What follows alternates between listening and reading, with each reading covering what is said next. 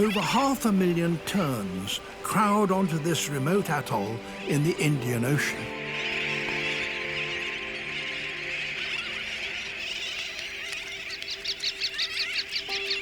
Their chicks are still in their dark juvenile plumage.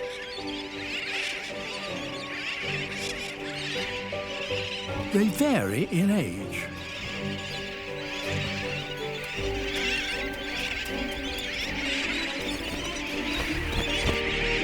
Whilst the more advanced chicks take to the air,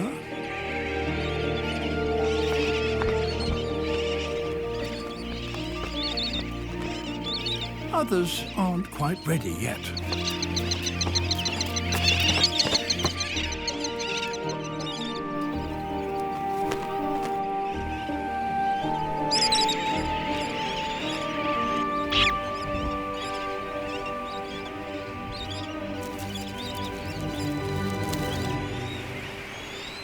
Those just starting to learn to fly use the shallow lagoon that occupies the center of the atoll as their training ground. It's difficult for some of them to stay aloft for long.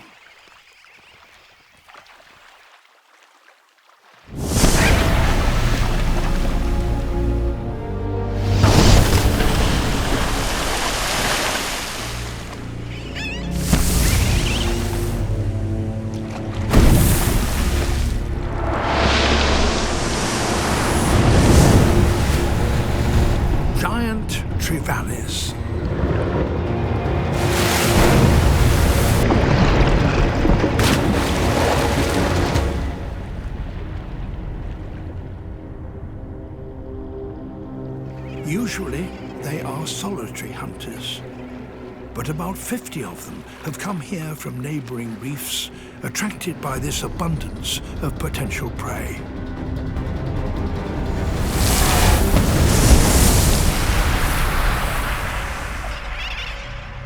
The fledglings stay out of the water if they can. They even drink on the wing.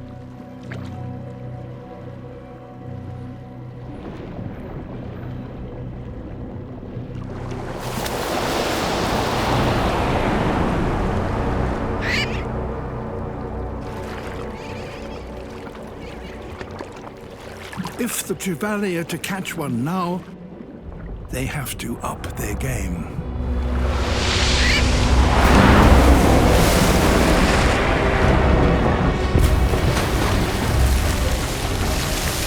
So there is a fish here that, amazingly, has a brain capable of calculating the airspeed, altitude, and trajectory of a bird.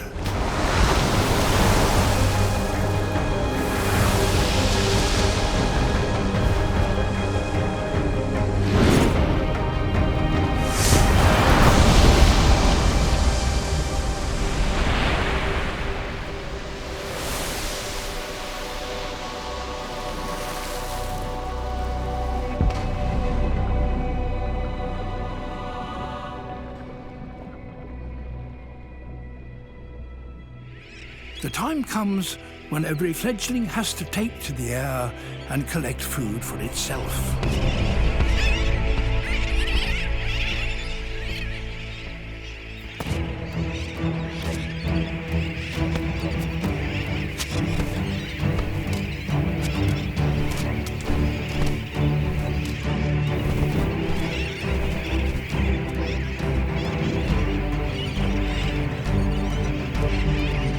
Their parents lead them to the training grounds.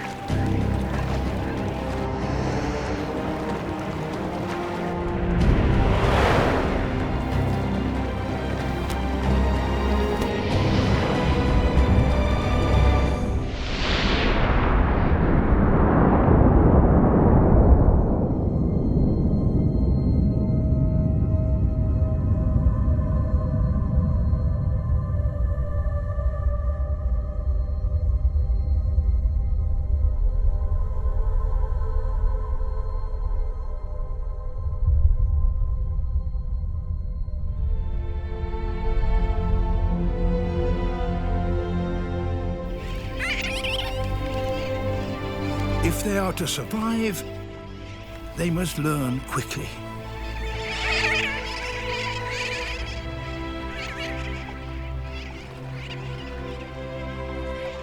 After a month of practicing over the lagoon, the youngsters start to leave and take their chances out over the open sea.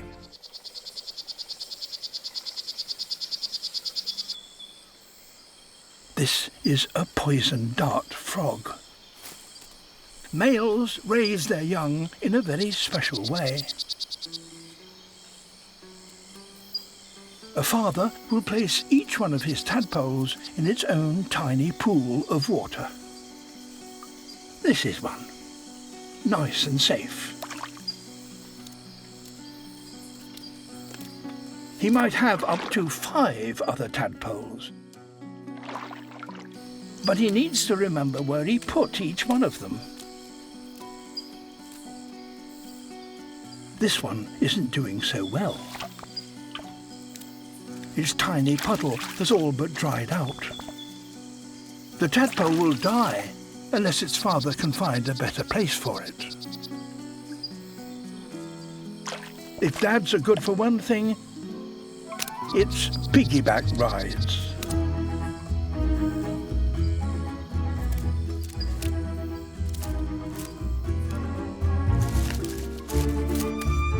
Fathers are no bigger than a human thumbnail, but this enables them to get to places that others can't. This could be perfect.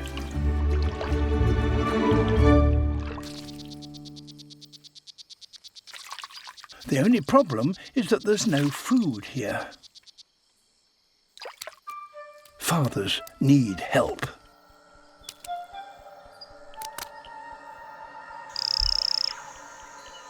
Somewhere in this forest is Mum.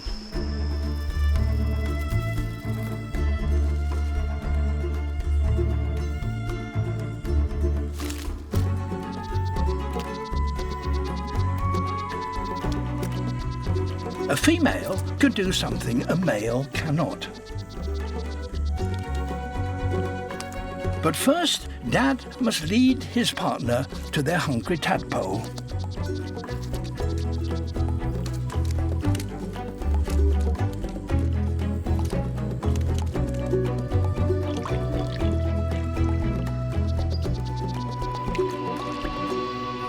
And Mother deals with the problem.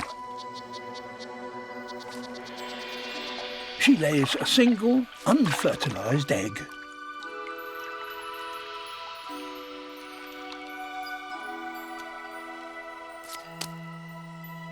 And her tadpole gets a much-needed meal. For the next 6 weeks, parents continue their rounds, an extraordinary test of teamwork and memory.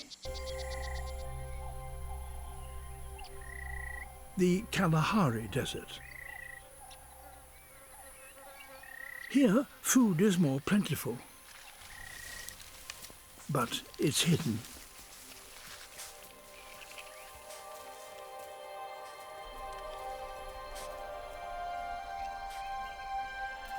A pangolin.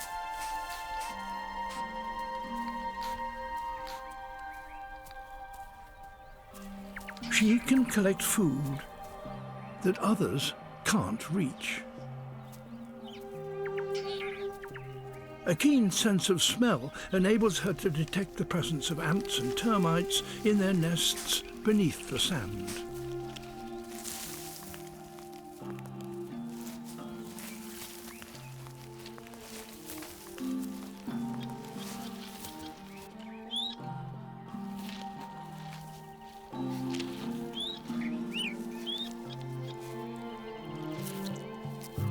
Her sticky tongue, some 30 centimeters long, enables her to collect them from deep underground.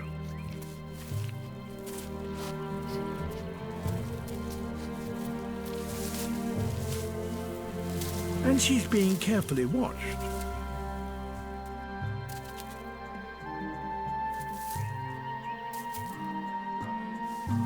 The drier it gets, the deeper the termites live. Many are way beyond the reach of even a pangolin. But not of an aardvark.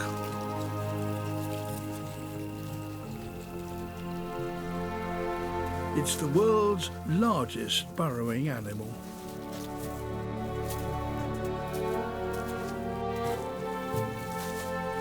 Its sense of smell is extremely acute.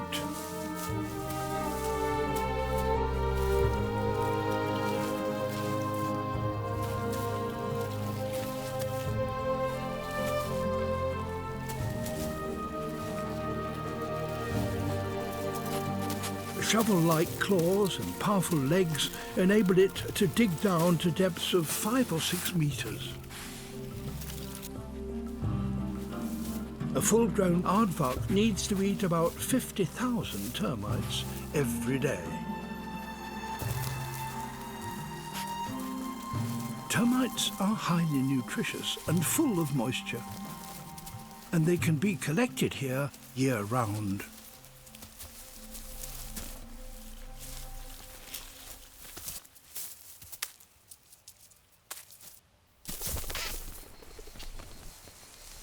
Aardvark are usually nocturnal. But the fact that this one is foraging in daylight is a sign that food is scarce. Recent droughts in the Kalahari have led to low termite numbers, and as a consequence, aardvarks here are close to starvation.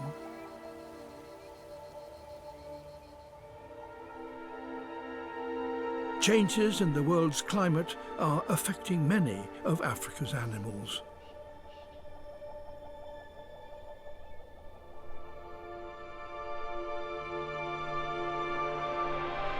It's predicted that in the next century, southern Africa will warm twice as much as the global average.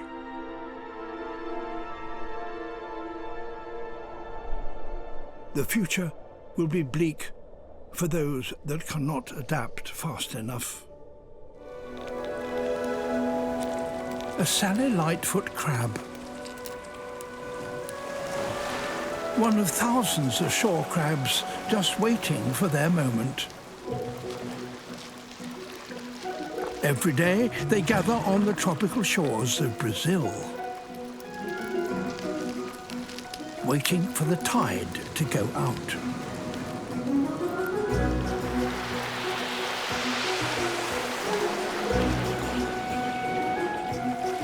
Which exposes their feeding grounds.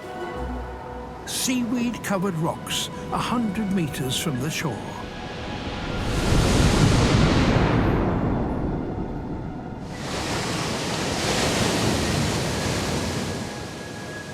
Getting there is a race against the tide.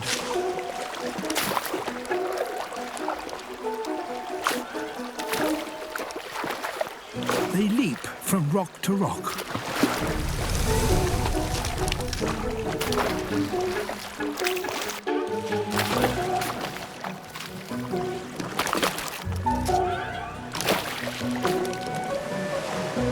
These crabs seem to be afraid of the water.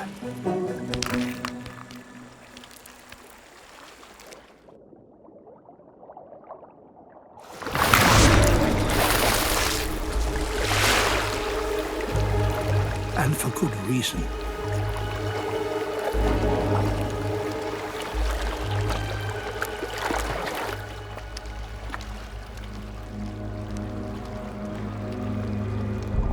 The moray eel.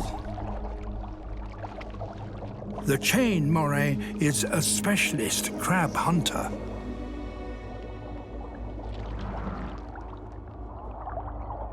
Its blunt teeth can easily grip and crush a crab's shell.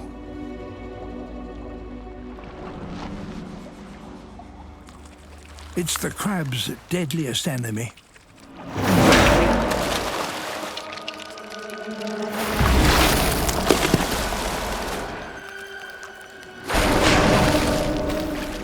But the crab's feeding grounds are still a long way off.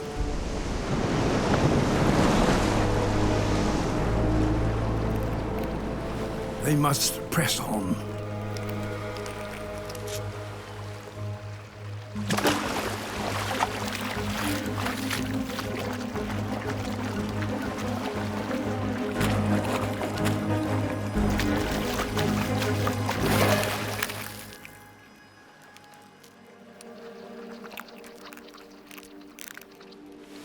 Halfway.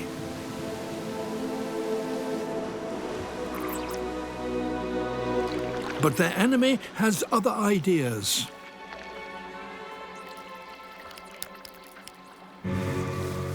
Crossing the land.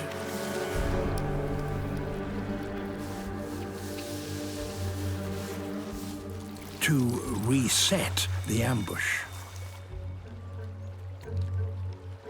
To feed, the crabs must keep going.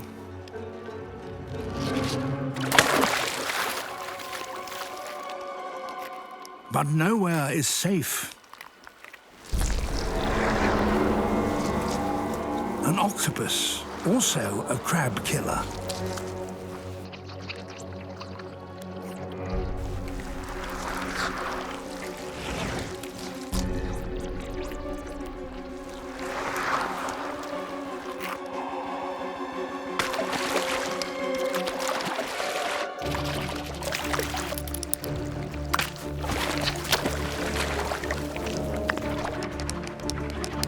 The crabs make a dash for it.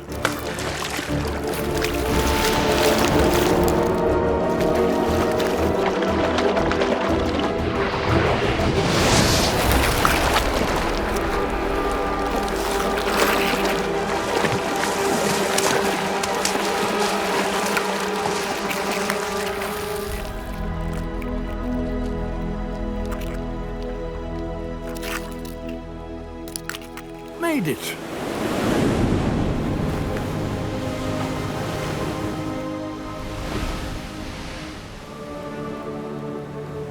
Risking life and limb to graze on these seaweed pastures. But in 2 hours' time, when the tide starts to turn, they will have to run the gauntlet all over again.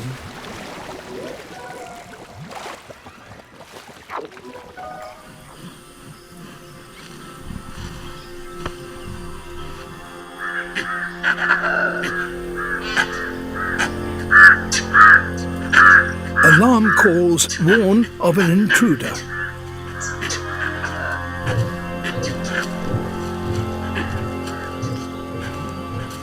This time, it's an adult male tiger. He's a third bigger than Rajbearer and much more powerful.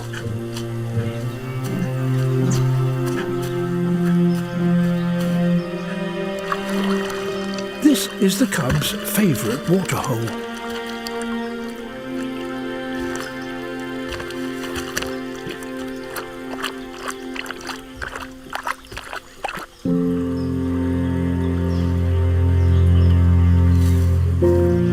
Mother and sons sleep off their meal.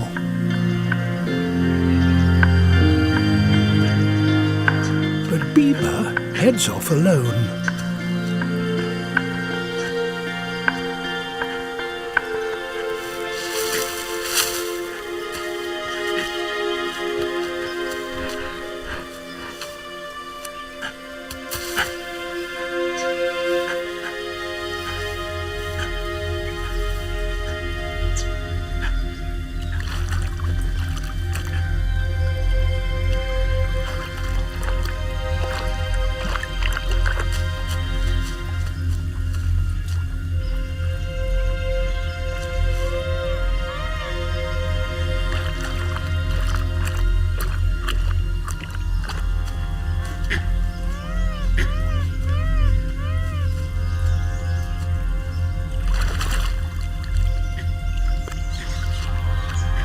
Adult male tigers sometimes kill cubs, so to approach one is a huge risk.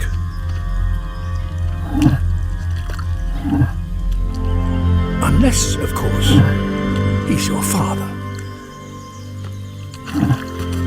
the only male in the forest who would never harm her.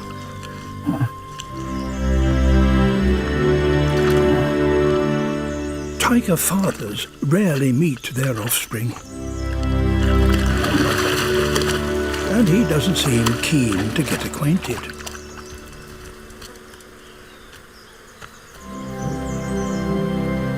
But while he is patrolling the forest, other males will keep away, and the cubs will be safe.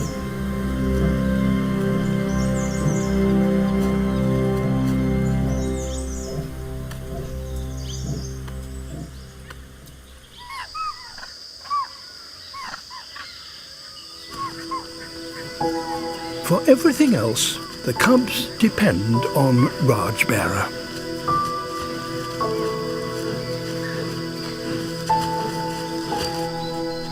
She still has to provide for the whole family.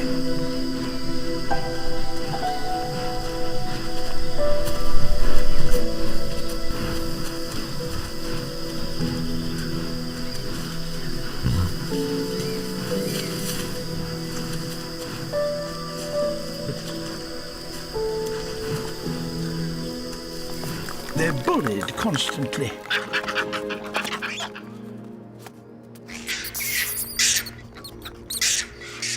And forced to live on the fringes of the troop.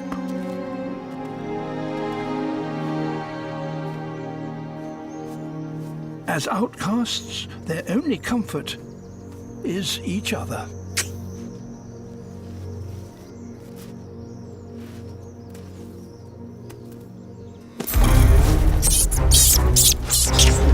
He's been snatched, stolen by a higher-ranking female.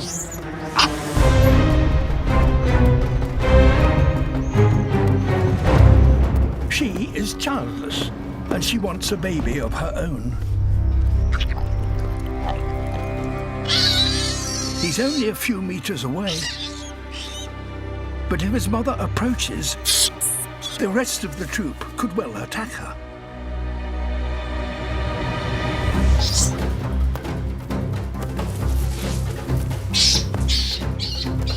The kidnapper has never raised a baby before, so this one is in danger.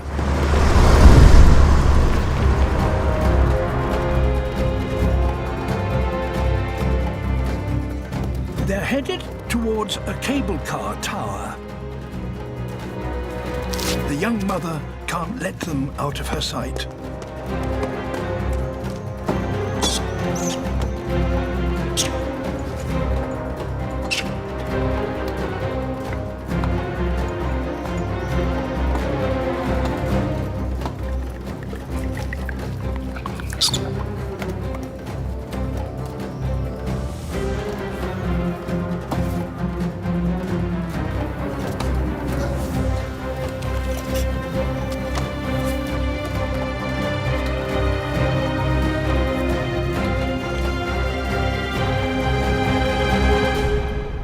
They're 30 meters up.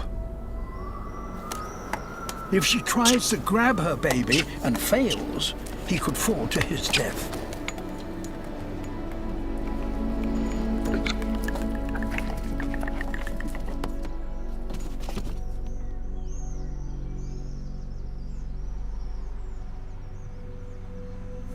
The kidnapper refuses to surrender him.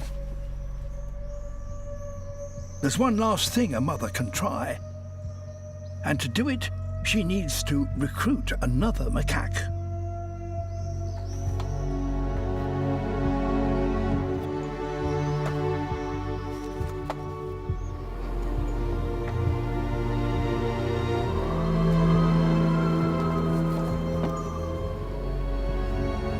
Now the mother begins to groom her companion in full view of the kidnapper. All monkeys love to be groomed, even by a low-ranking female. It's the basis for peace in macaque society.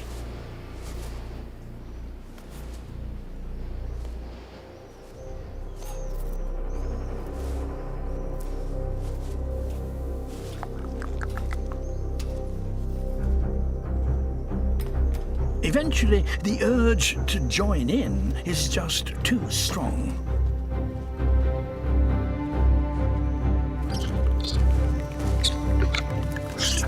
The kidnap is over, and the youngster can climb back into his mother's arms. But leopards are the most versatile of all the big cats, adept at finding cover in the most unpromising places.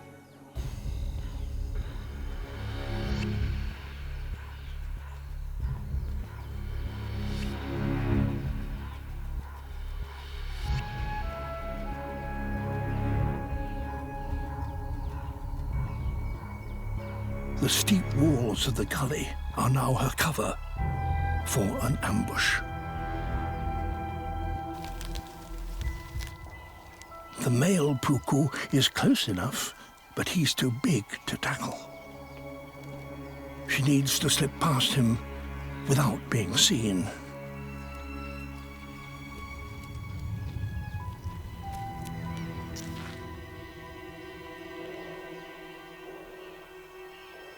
If he spots her, he'll blow her cover.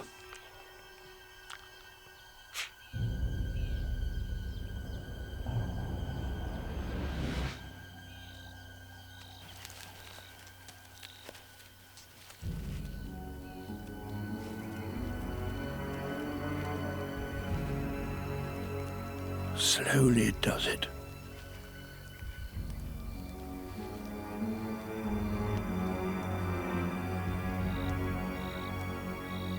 To succeed here, she needs to find prey grazing close to the edge, or better still, in the gully itself.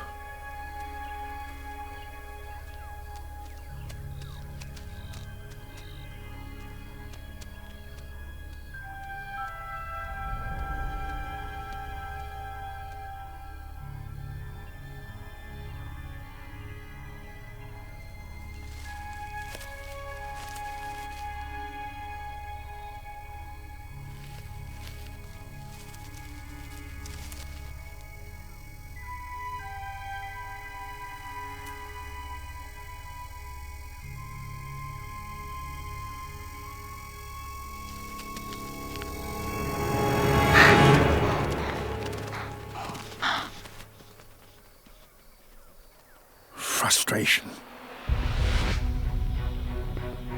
Success would have staved off hunger for a week. But while there's prey around, there's hope. Peeking over the top is a risk, but it's the quickest way to find a new target.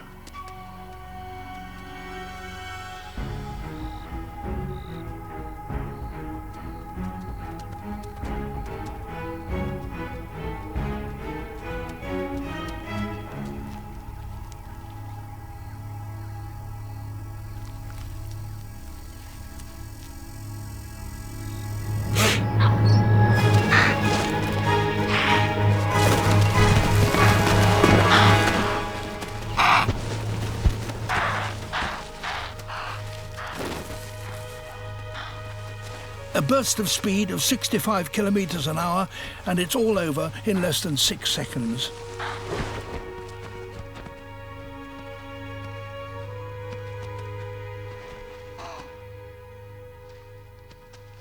Except it isn't.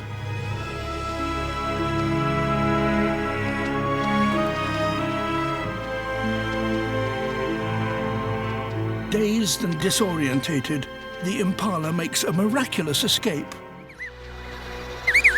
For the last few weeks, the mother and father have taken it in turn to feed their offspring. But its growing appetite will soon force both parents to go away fishing at the same time.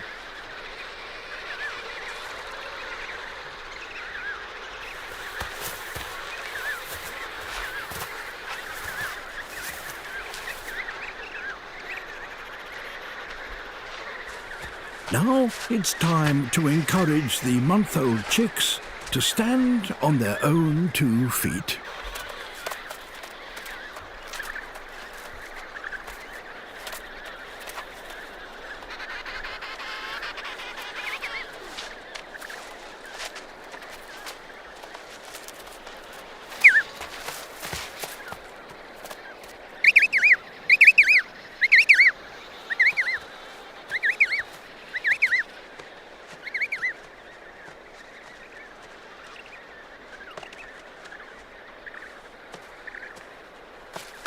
Sometimes it takes a well-timed kick. Now both parents can head off to sea to go fishing.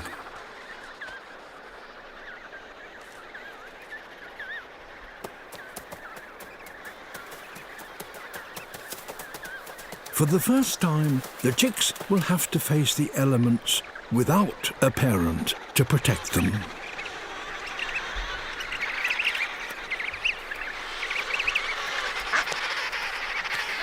Other adults certainly won't look after them.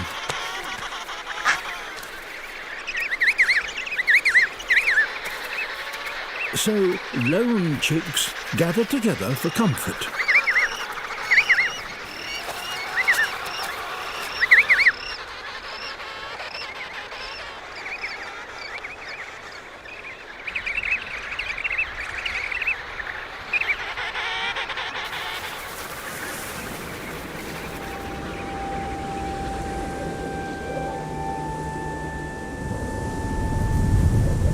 As the temperature drops to -25, the chicks instinctively create their own mini huddle, just as their fathers do.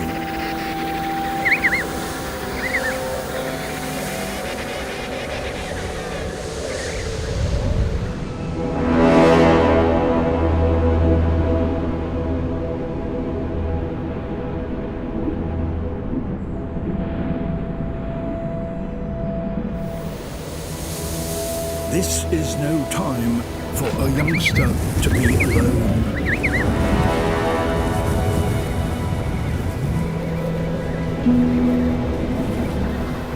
If they're lucky, some chicks may still have the protection of a parent taking a break from fishing.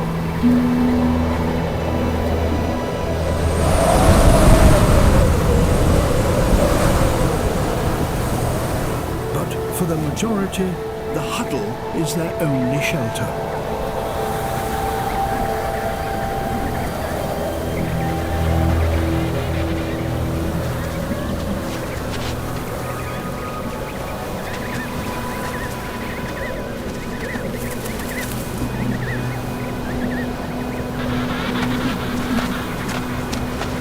Northern Australia has the highest tides in the tropics, which expose vast areas of shoreline. And here lives a truly extraordinary species of octopus.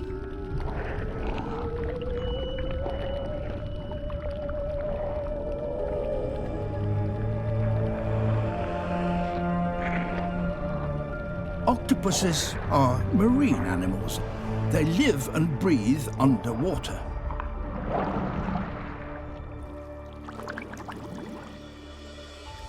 At low tide, most octopuses will be imprisoned in their rocky pools.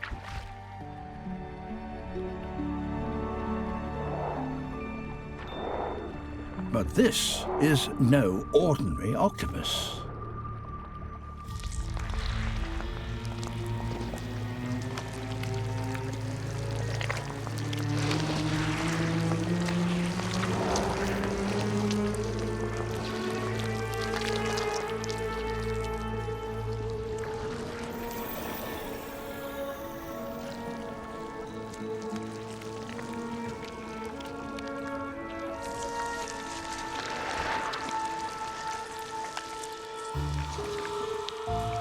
It's the only one specially adapted to walk on land.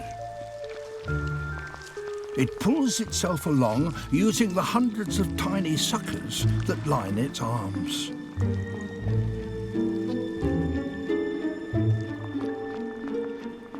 Hunting for crabs, it walks from pool to pool.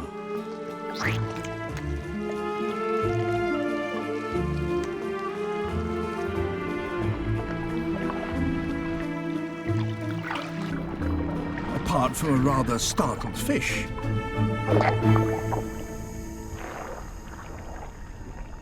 This one is empty.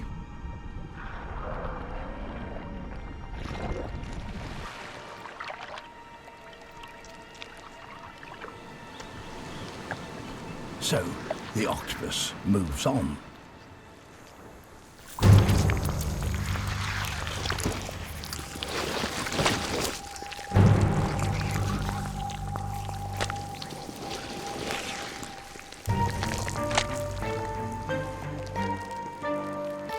A rock pool may seem like a safe refuge.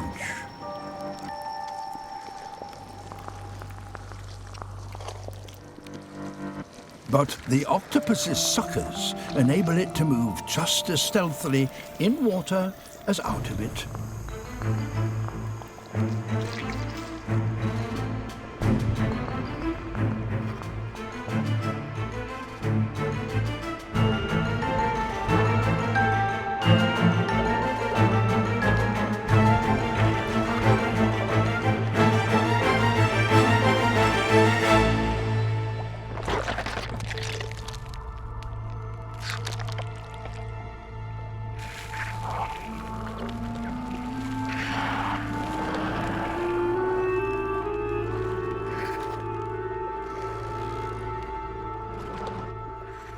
Nowhere is safe when this octopus is around.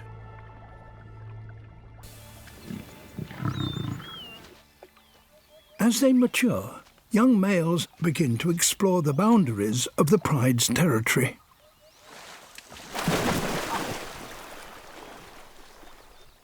Red has ventured out alone.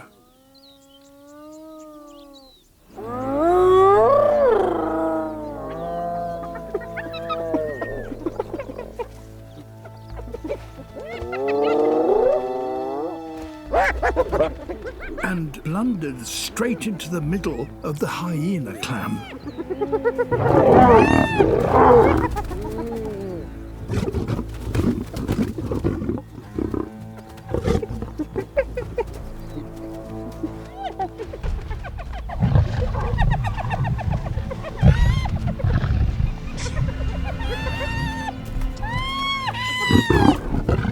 He's trapped by over 20 of them.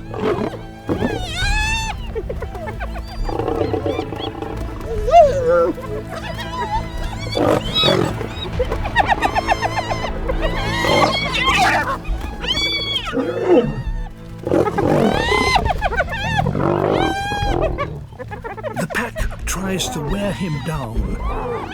This number of hyenas could kill him.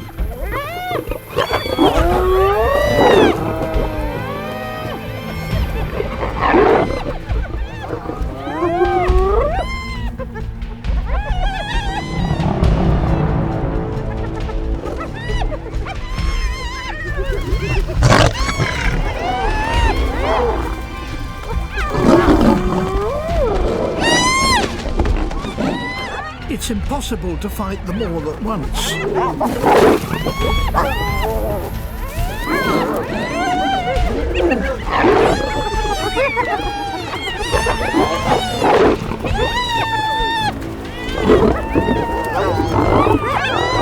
He can't keep them at bay for much longer.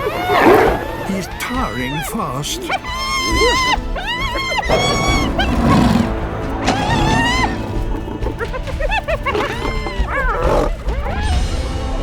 His ally, Tartu, has heard the commotion.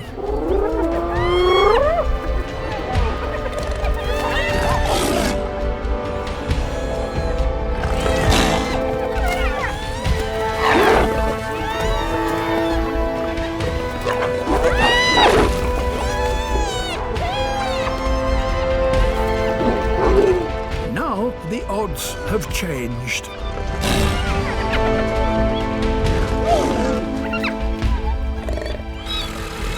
Even for 20 hyenas, a pair of male lions is too much to take on.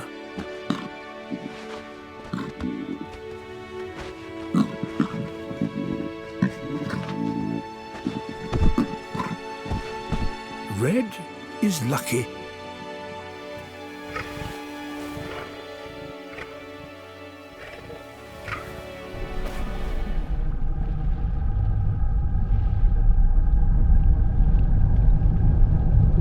The blue shark.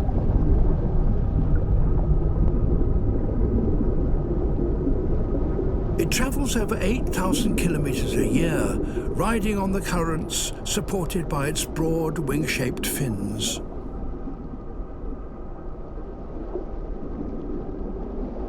This one may not have eaten for 2 months.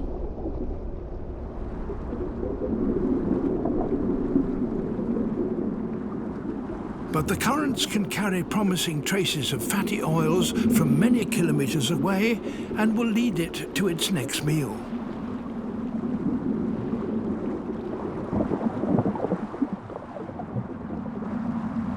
After days of travel, the smell of food gets stronger.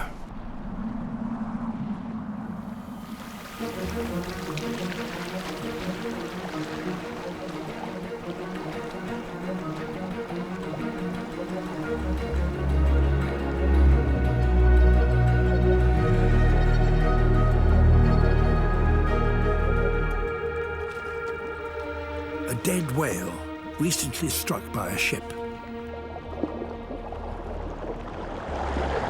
This could be a real feast, but the blue shark must be cautious.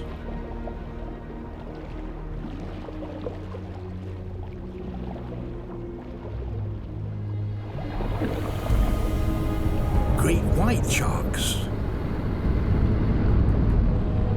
10 times heavier than a blue, are highly possessive around a whale carcass.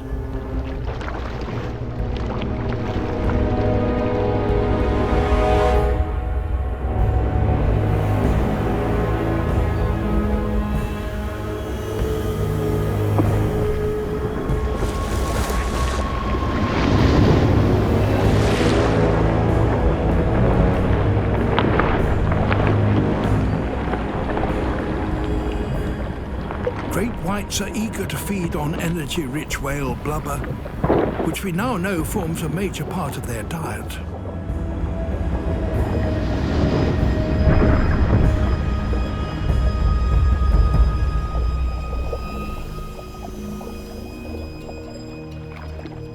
Once the great white has had its fill, smaller sharks, like the blue shark, tackle what's left of a carcass.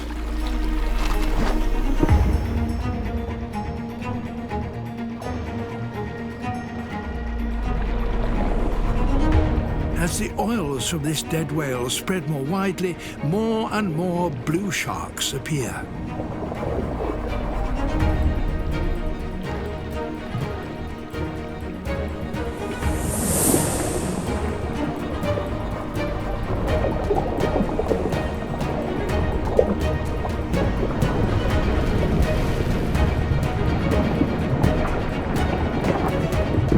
Within days, the carcass will be stripped of its blubber.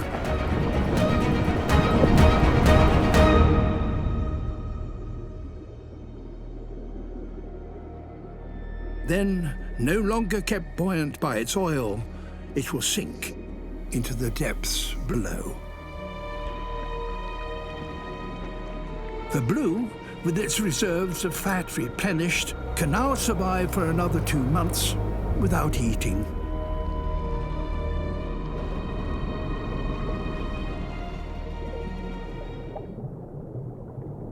Over half of all animals in the open ocean drift in currents.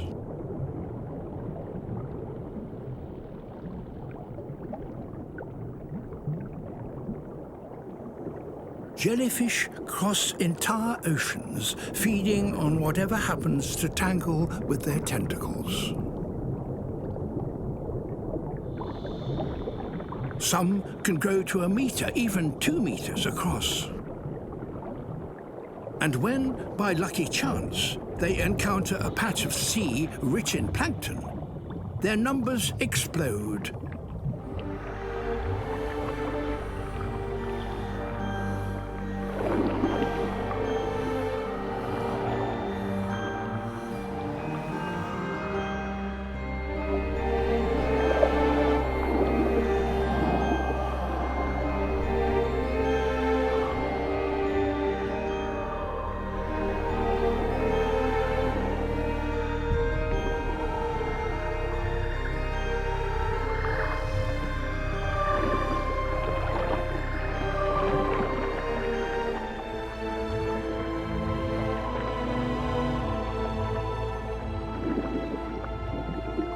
It's such a successful strategy that jellies are one of the most common life forms on the planet.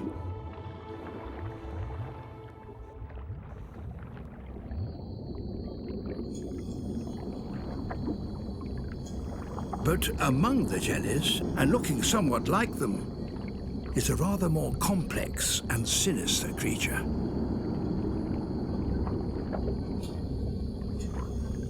The Portuguese man-o'-war.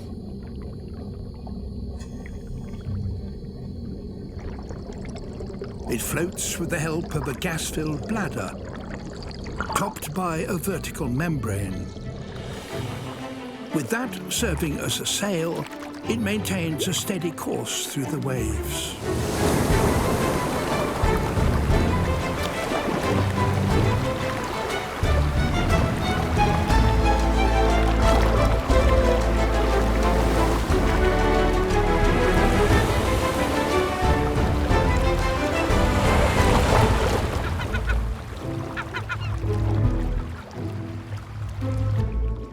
Long threads trail behind it, some as much as 30 meters long.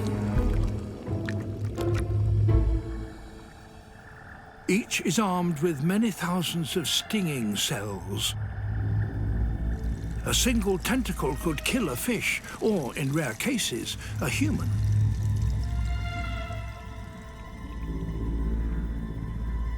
But among its lethal tentacles lurks a man-o'-war fish that feeds by nibbling them.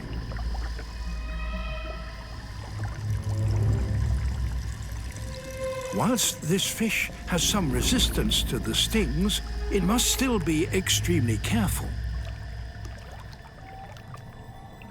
Most other fish are not so lucky.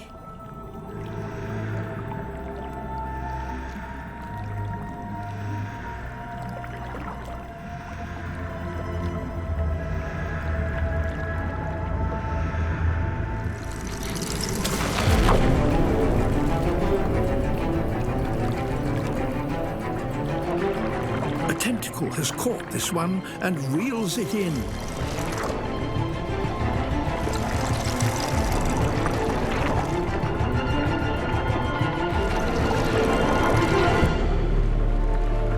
It's already paralyzed.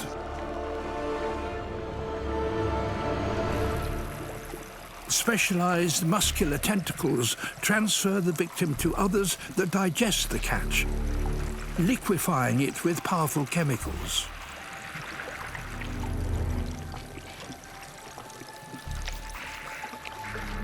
Eventually, all that is left is a scaly husk.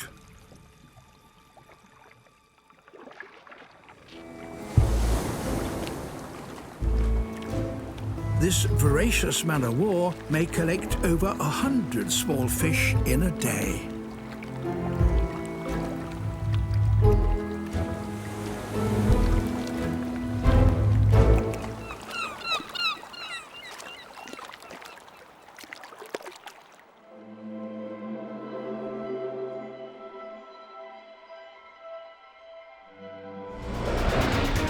Their cover blown, escape seems impossible.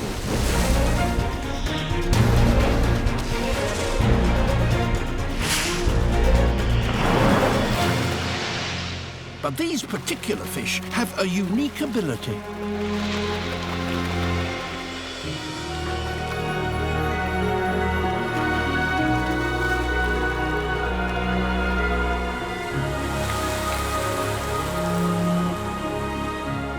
They're flying fish.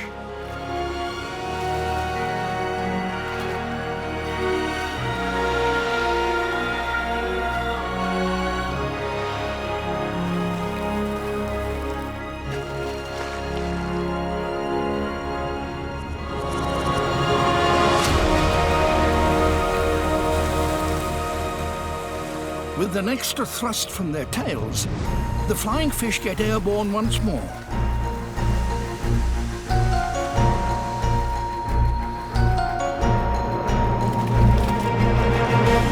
With With a good wind, they can glide for hundreds of meters.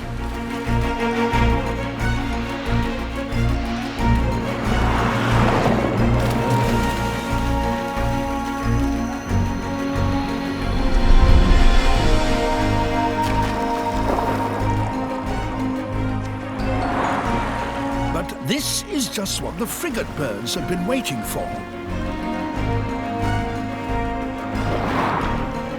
When frigates join the hunt, the flying fish are literally caught between the devil and the deep blue sea.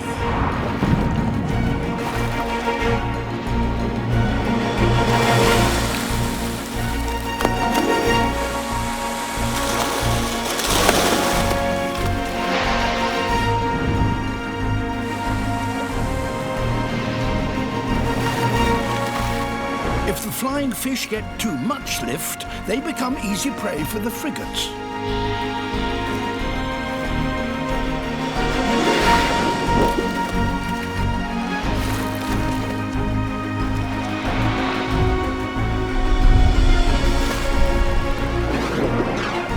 If they dive to evade attack from above,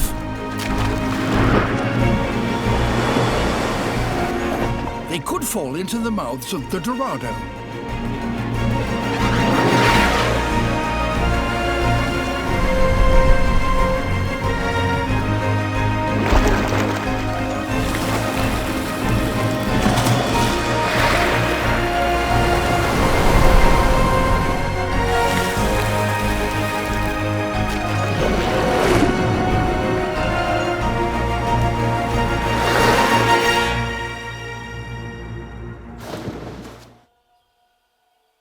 Losing its fear of humans has enabled one animal to spread into cities everywhere and in huge numbers.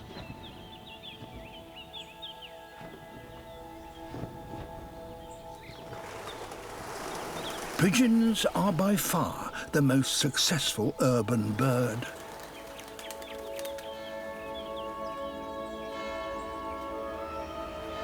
Here in Albi in the south of France, the pigeons come to the river to bathe. They need to preen their flight feathers, clean off the city dust, and cool themselves down.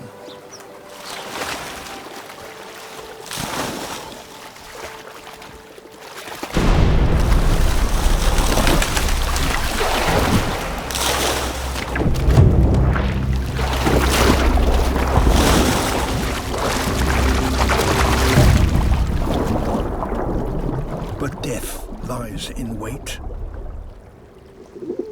A predator that has taken advantage of the very thing that has led to the pigeon's success. Their lack of fear. As the pigeons bathe, oil from their plumage flows downstream and is detected.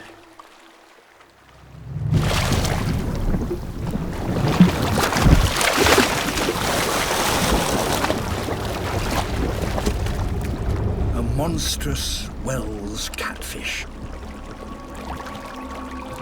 Introduced here just 40 years ago, they have proliferated, virtually exterminated the local fish stocks,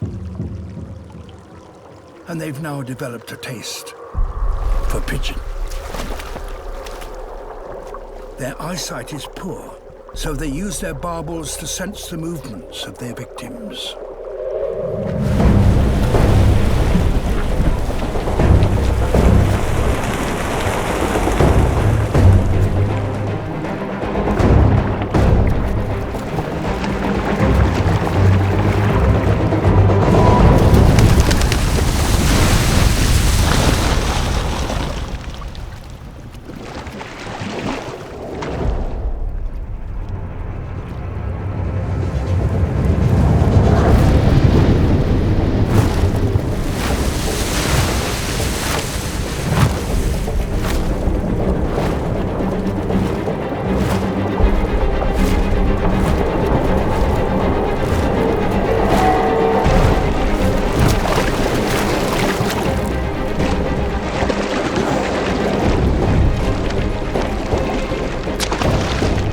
This is a radical new hunting strategy for what is normally a bottom-dwelling fish.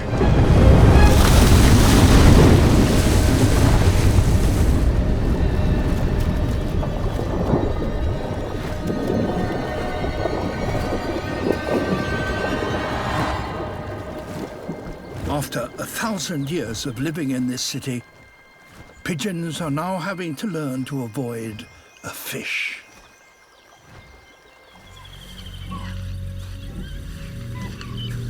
She is an experienced hunter, but her prey are always on high alert.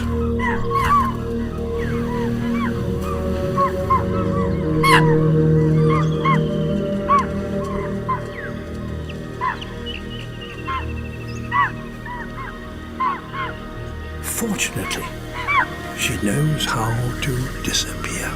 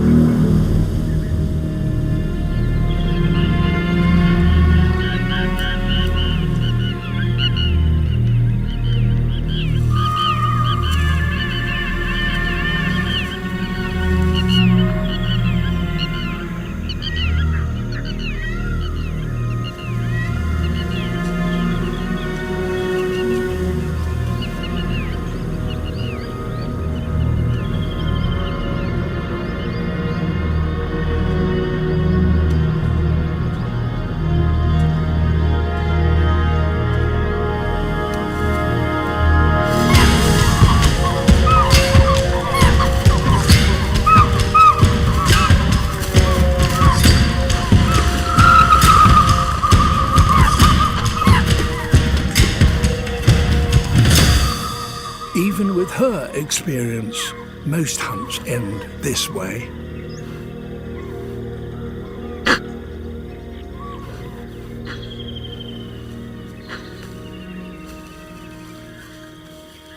But now she faces a dilemma. As evening draws in, leaving the cubs unprotected in their den could put them in danger.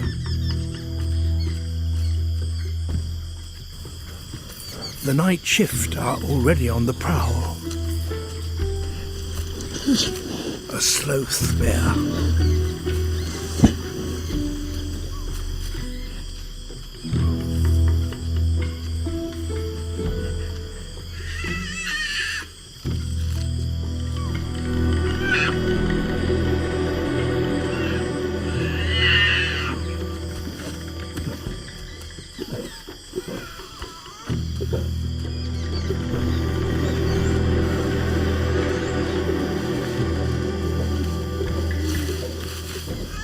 It will kill cubs if it can find them.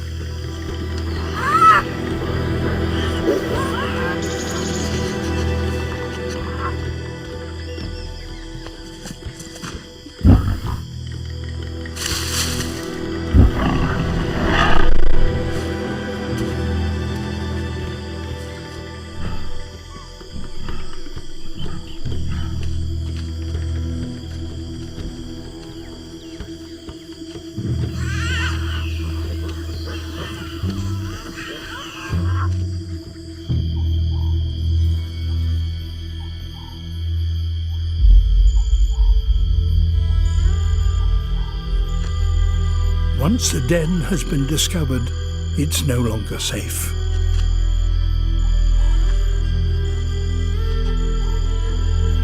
She needs to move her family.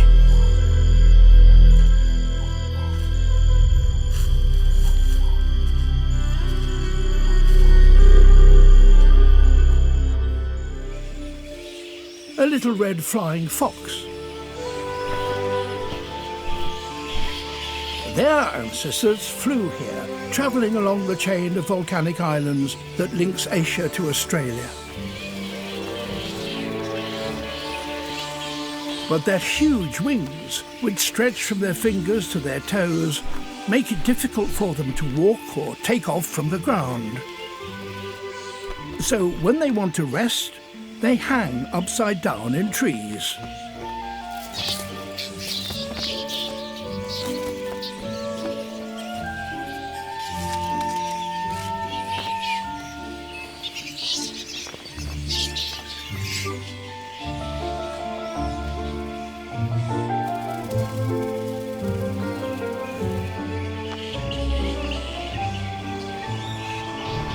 But the bats have to drink every day. And they do so on the wing.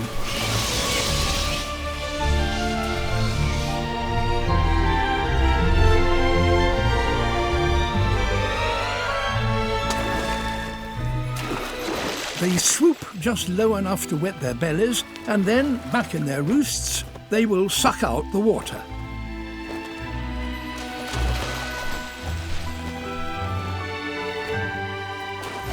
Each evening, 10,000 of them come here.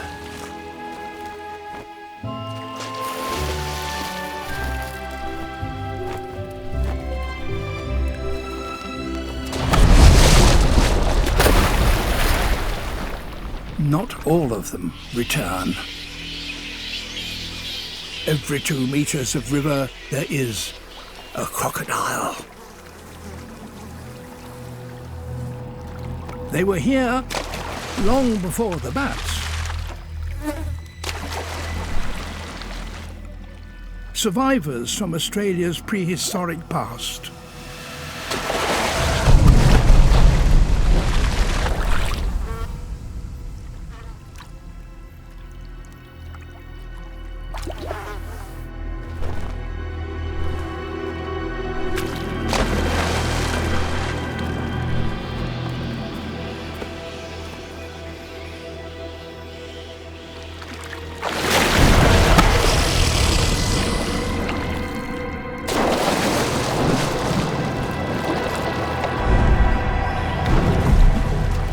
These dramas have been taking place for millions of years.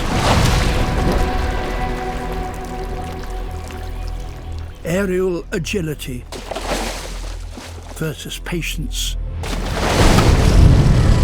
and deadly speed.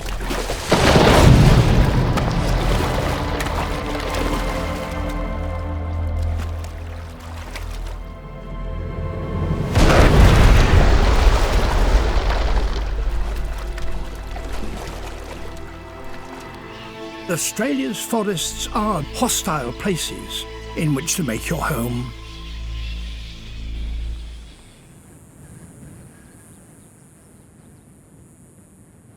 The Great American Deserts cover over 2.5 million square kilometers.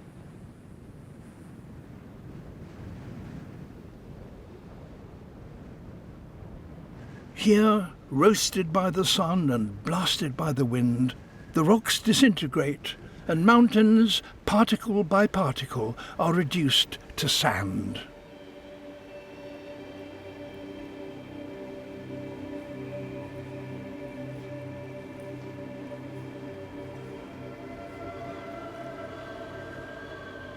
These pillars are all that remain of a plateau where dinosaurs once roamed. Few animals can now survive here.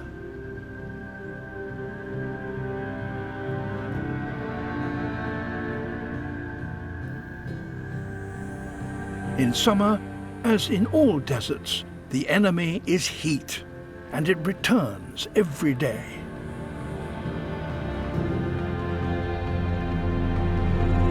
At 7 in the morning, the temperature is already 25 degrees Celsius. The clock is ticking for one unusual descendant of the dinosaurs.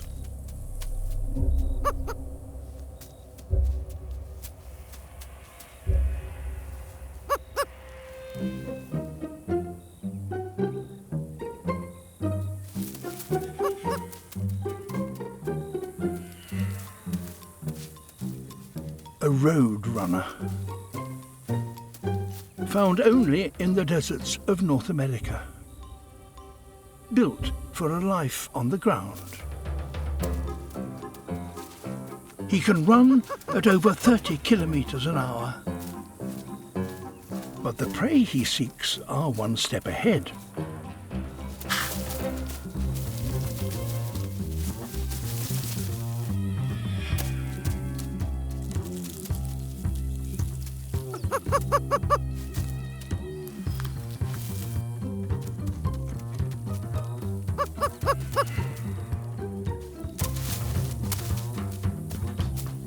The Roadrunner's challenge is picking the right target.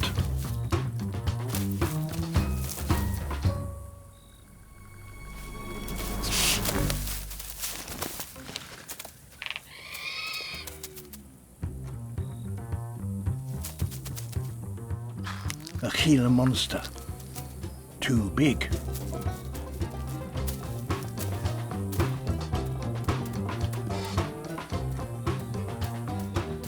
By mid-morning, it will be 40 degrees Celsius. Even the smallest lizards will soon head for cover.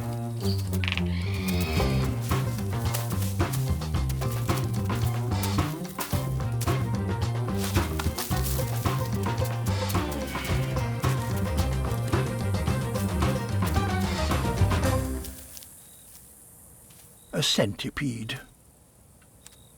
Slim pickings for the morning's work.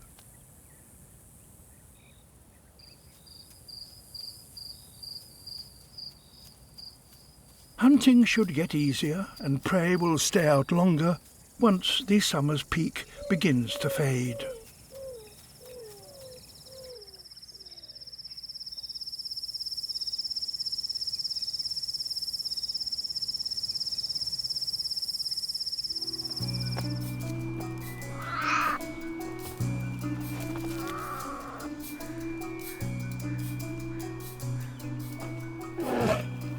A mother black bear is looking for something suitable for her cubs.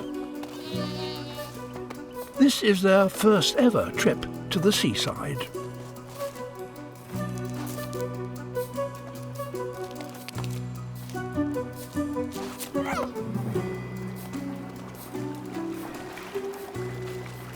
In a few hours, the tide will return. So they must keep up with Mum.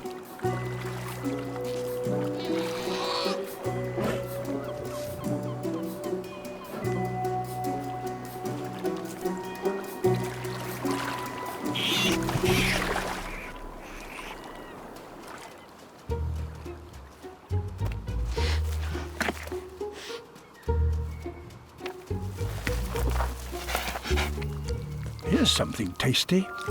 Crabs.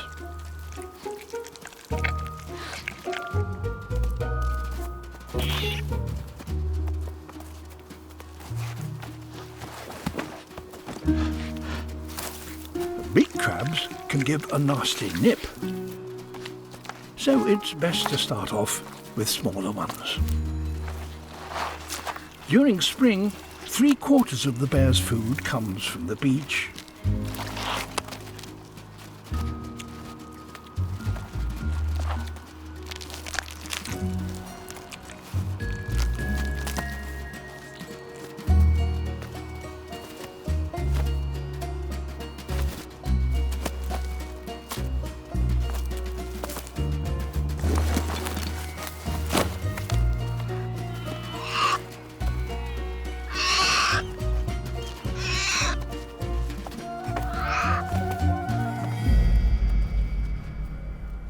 But now, this family is not alone.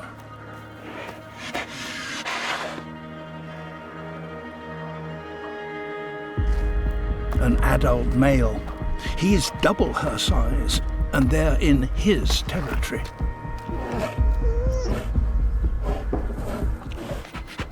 The cubs know that call. It's time to head for safety.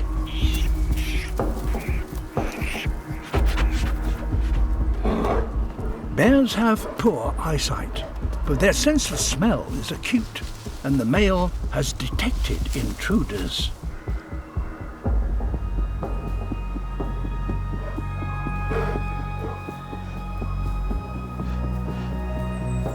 He knows exactly which tree they are in. If the cubs stay up there, they'll be safe, but they're losing precious feeding time.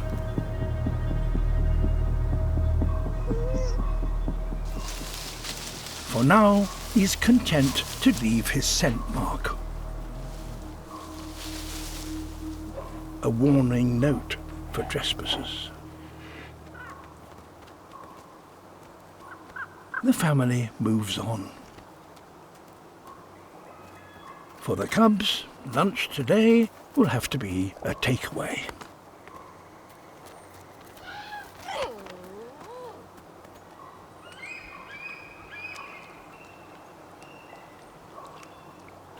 The tide comes in,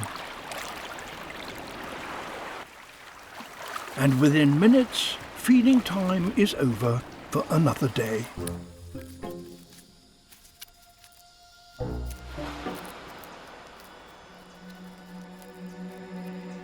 Danger past. And that's just as well. Because he is a father. And he's guarding some very precious eggs.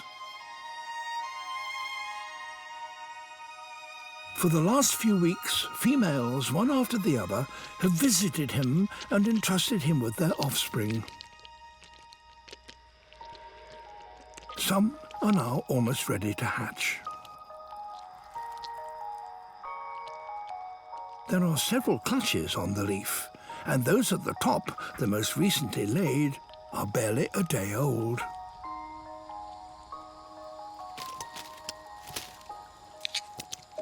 But in the jungle, there's always someone out to get you.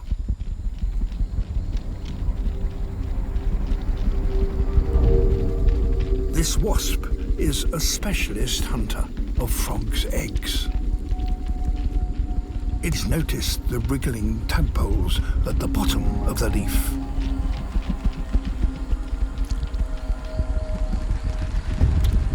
He mustn't move. The youngest eggs are the most vulnerable, and he can't guard them all.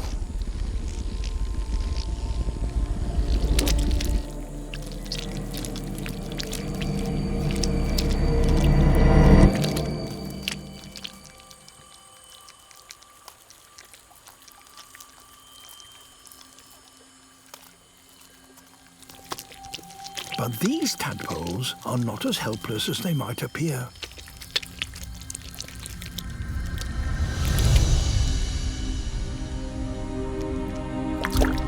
Incredibly, the unhatched tadpoles can sense danger, and the oldest and strongest wriggle free and drop into the stream below.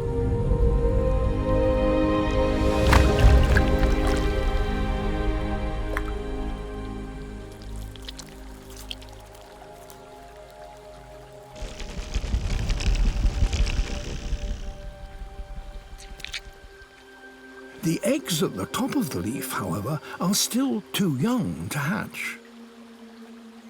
And now the wasps know they're there.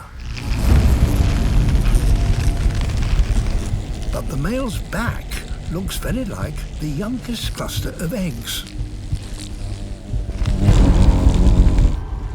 And that seems to confuse the wasps.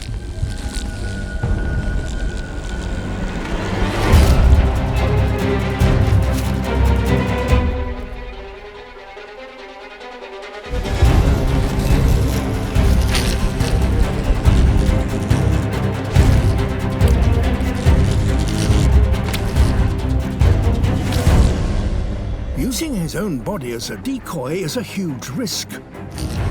The wasp's stings could kill him.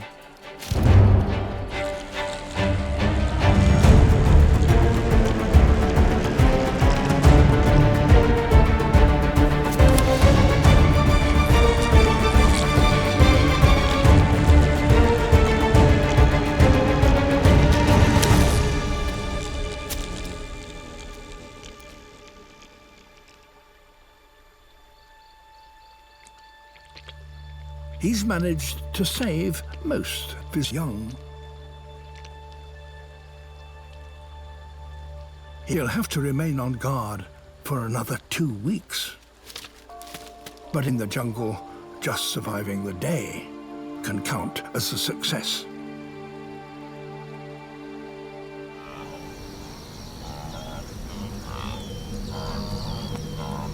The lions are surrounded by wildebeest on their annual migration.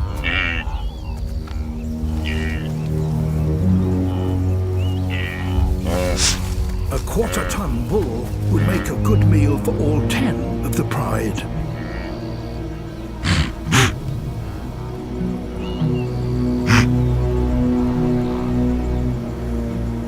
But even though Charm is an experienced hunter, most attempts end in failure.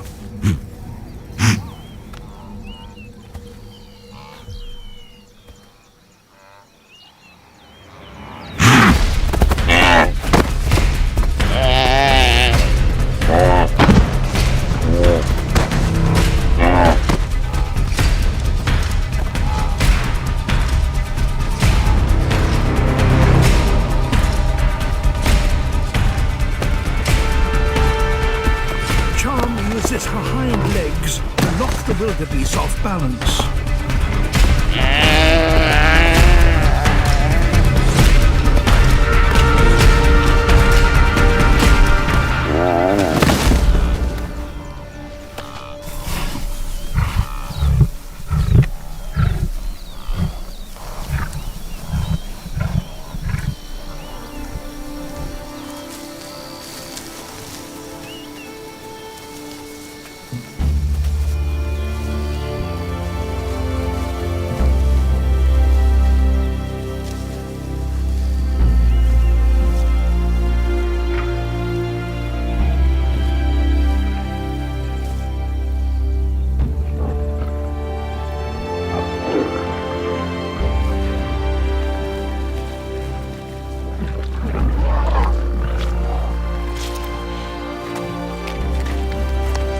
The smallest cubs won't be able to catch food for themselves for another 12 months.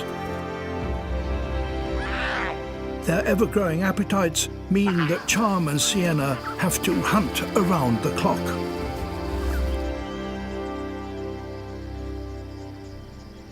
The females are often forced to head out alone. Tonight, it's Sienna's turn.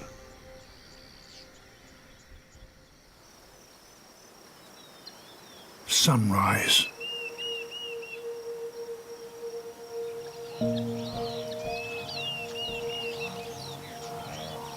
Sienna is seriously injured. She's too weak to move.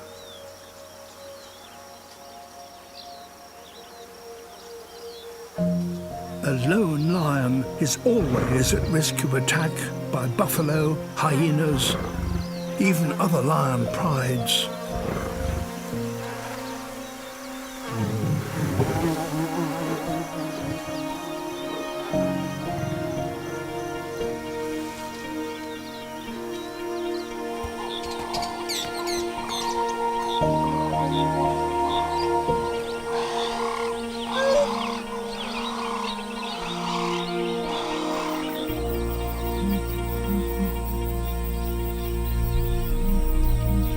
It's evening, and Sienna hasn't returned to her family. Now, everything depends on Charm. Somewhere along this seemingly barren stretch of sand, there is food in great quantity.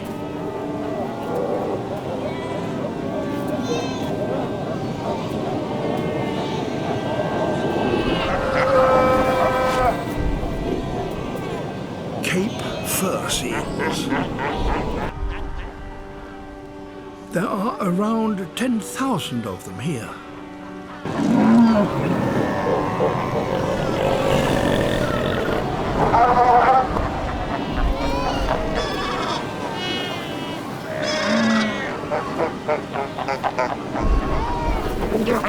Adult seals are large and strong.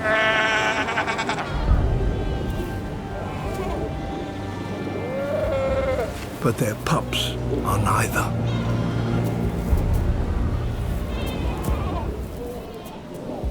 The youngsters are closely guarded by their mothers. The hyena, however, knows to be patient.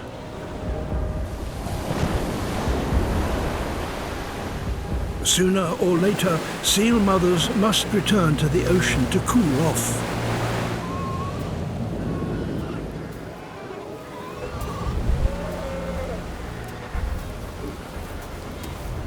A single seal pup could feed a hyena and her family for days.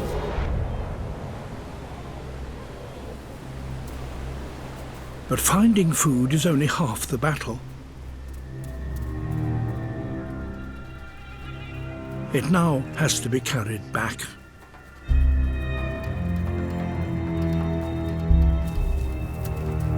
A jackal is here too. And it's not alone.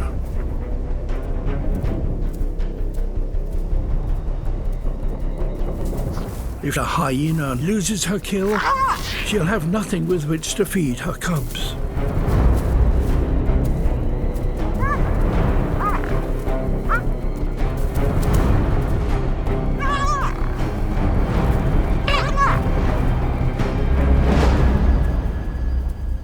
The jackals won't follow her very far from the coast. It's too hot for them in the desert interior.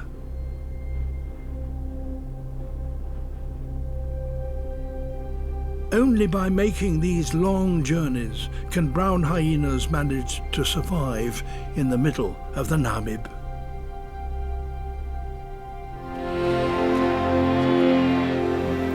The return of the sun coincides with the appearance of the newest members of the colony.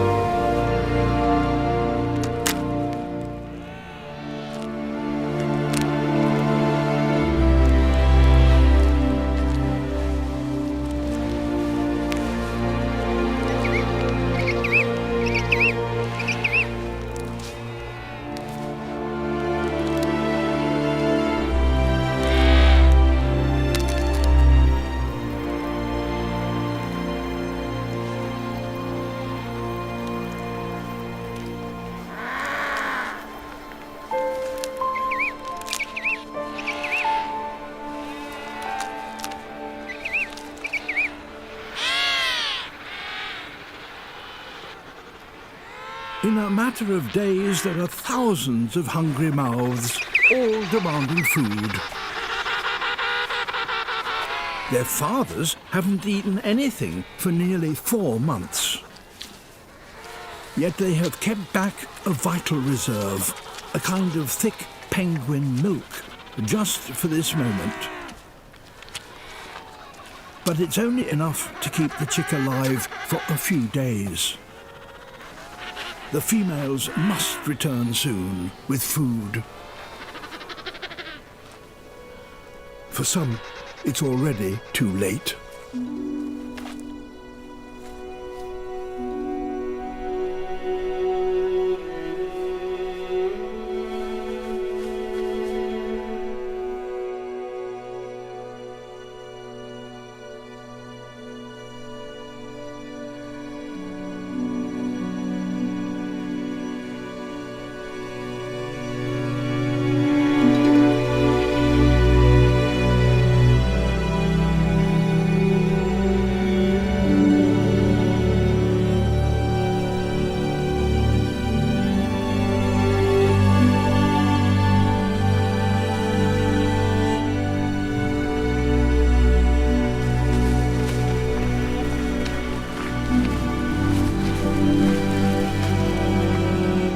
First of the females are returning.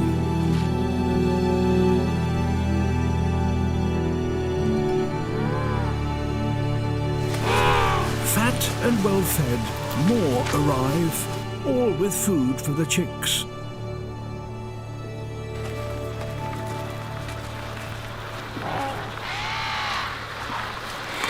and not a moment too soon for the waiting fathers.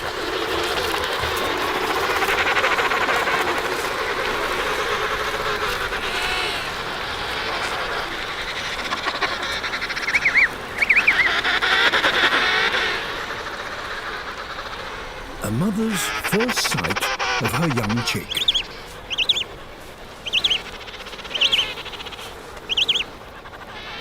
With their bond reaffirmed, the whole family celebrates.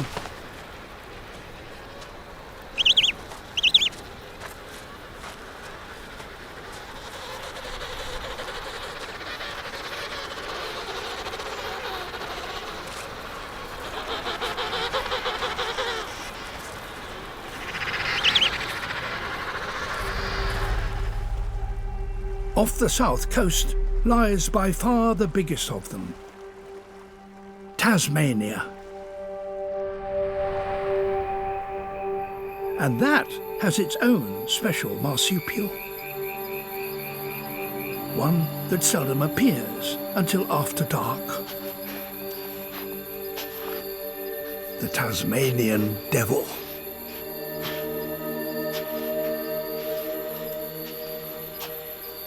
Many predators inhabit a territory packed with prey, but here there's nothing like that for them.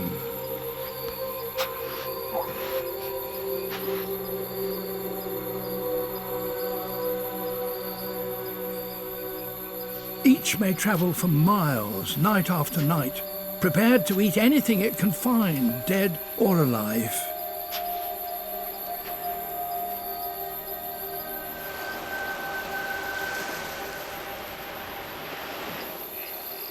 The shoreline is a good place to search. There might be some small creatures to catch here, or maybe something that the tide has brought in.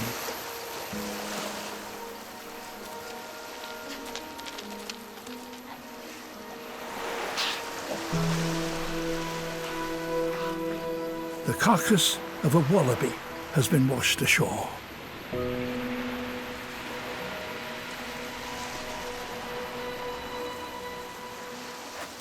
Tasmanian devils can eat 40% of their body weight in one session, and they have hugely powerful jaws. They tackle everything, even bones.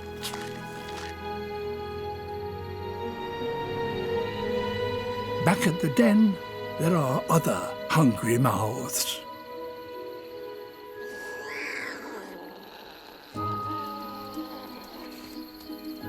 Her two youngsters are 6 months old. They still rely on their mother's milk, but they're feeling peckish. There must be something solid they could find for themselves while they're waiting for a drink.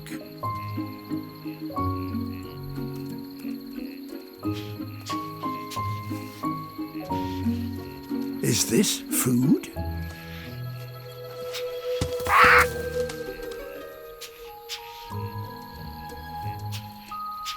That possum smells tasty, but it's a little high up.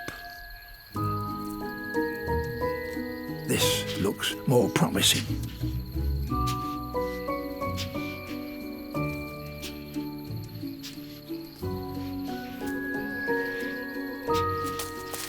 At last, a giant stick. Not bad for a first go.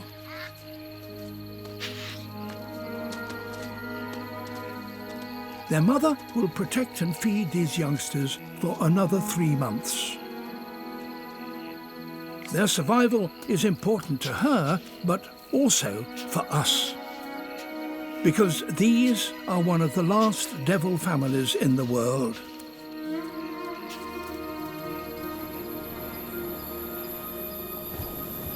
Tasmanian devils are now endangered. Found in only a few places, such as this remote islet off the coast of Tasmania. Sea snakes. At one time, these snakes' ancestors lived on dry land.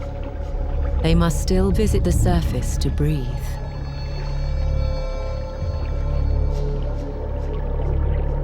But they are beautifully adapted to life at sea, hunting for fish around the island reefs.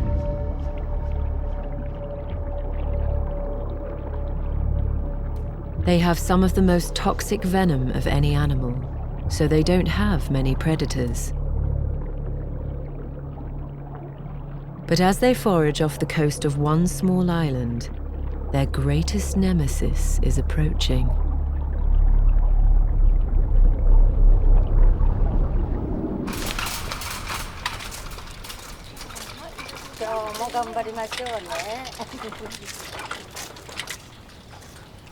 Yoko and Setsuko are hunters, and they have a fearsome reputation. These two 70-year-olds are on a shopping trip like no other.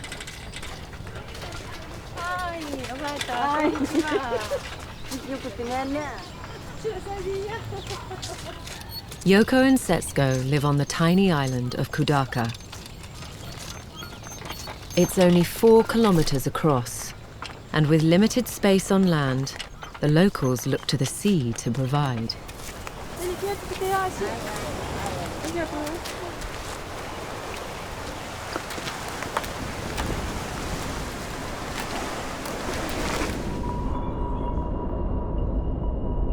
As the sun sets, the lady's prey is approaching.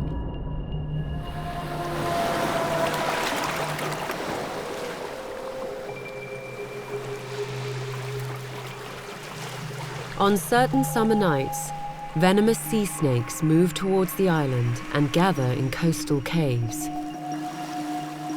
looking for shelter and fresh water to drink.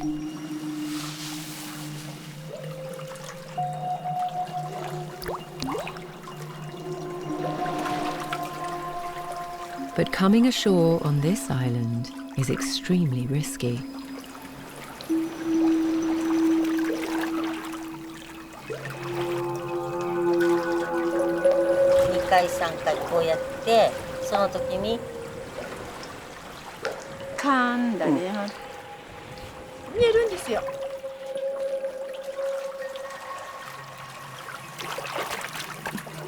It takes some nerve to wade in with no protective clothing. Sea snake venom can be 10 times more powerful than a rattlesnake's.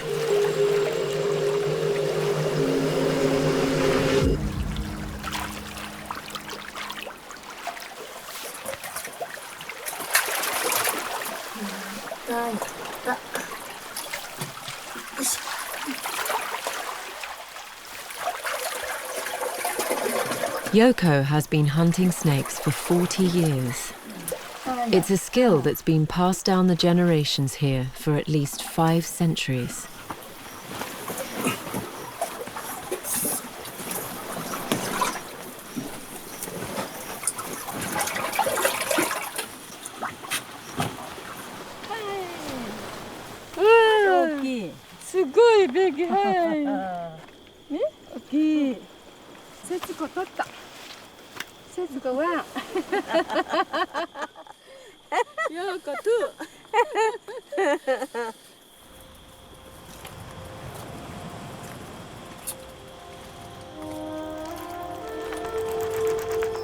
The snakes will be dried in this smokehouse using a secret process known only by the hunters.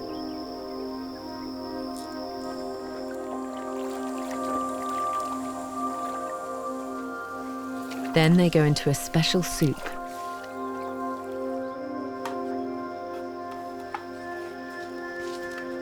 The catching and eating of sea snakes is a very old tradition on the island of Kudaka, where the sea provides more than the land. The rarest species on Earth.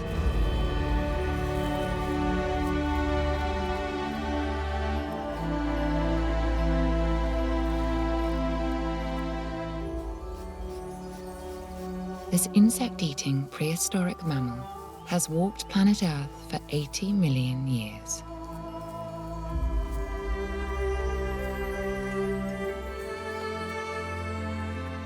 In Mandarin, Pangolin means the animal that can dig through the mountain.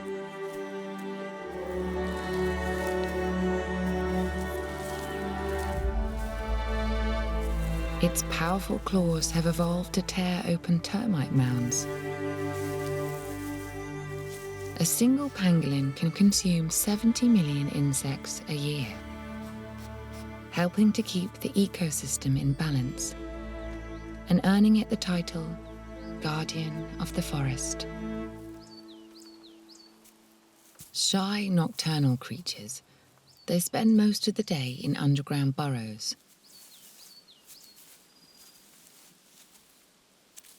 They protect themselves from predators with a full body armor of razor-sharp scales, formed, like human fingernails, from keratin. But its defense has become its downfall. Pangolins are the most trafficked animal on the planet. They are poached for their scales, which are used in traditional remedies, and for their meat. Since 2000, more than 1 million have been poached from the wild across the world, driving them to the very edge of extinction.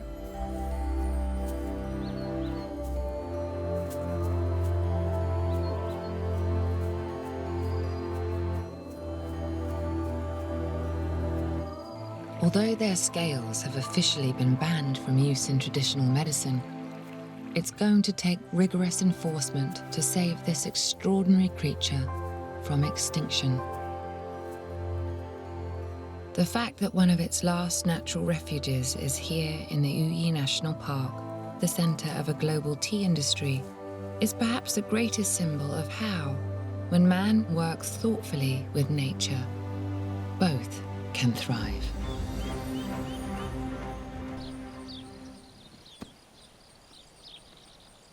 The sika deer have started creeping into the lush cultivated fields. It's a whole new world.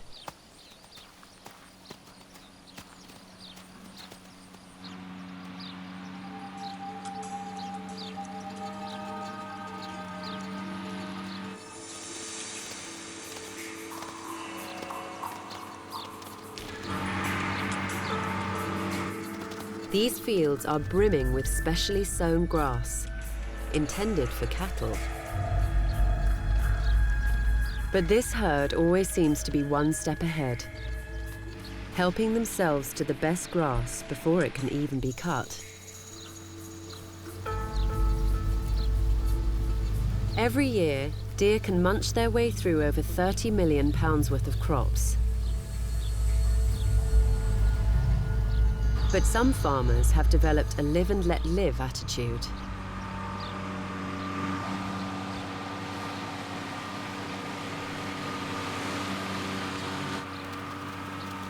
The deer are reaping the benefits of Hokkaido's human landscape. In a place like this, it pays to be adaptable.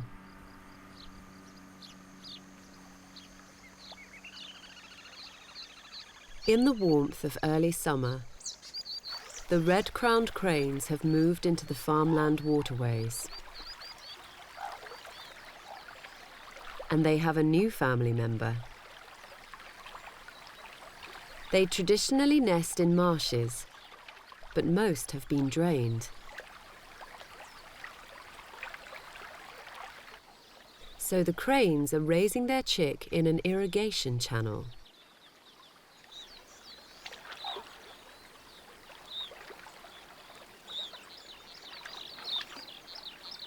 All through the summer, the chick will be entirely dependent on its parents for food.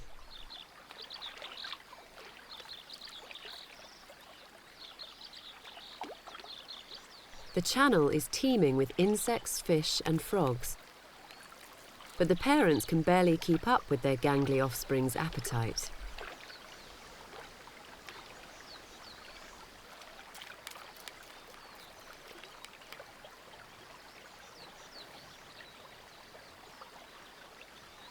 The family won't be able to move on until the chick can fly.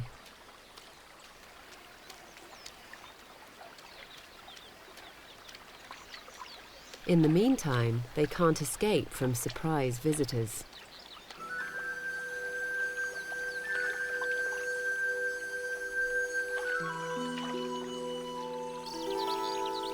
The Sika deer have managed to wander right into the path of a pair of cranes with a week-old chick.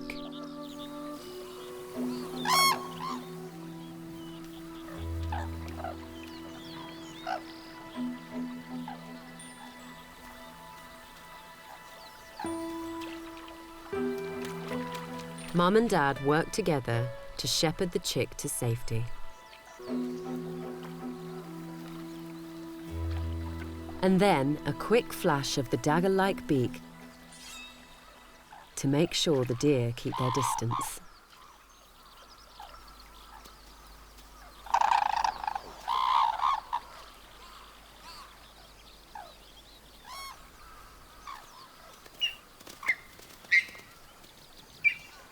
The parents' diligence has paid off. Their priority now is to feed their chick while times are good.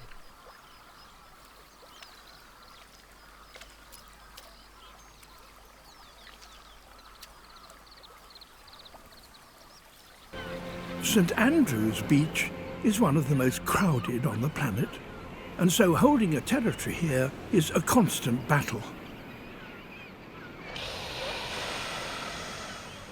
This bull elephant seal holds the mating rights to 60 females. For 2 months, he's guarded this stretch of beach. Unable to feed, he's losing 10 kilos a day. And he's exhausted. But other bulls are lying around, waiting their chance.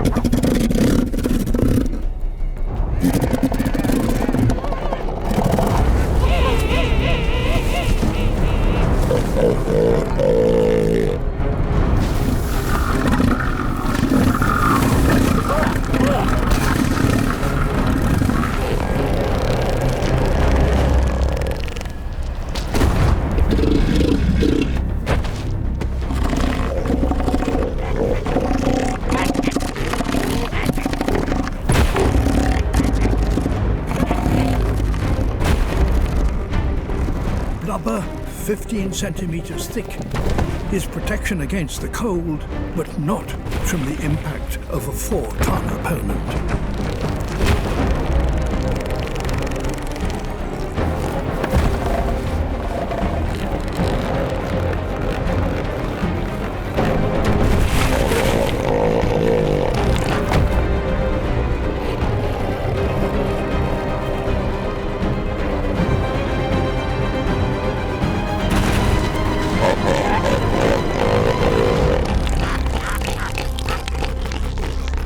Holds his ground and forces the intruder back out to sea.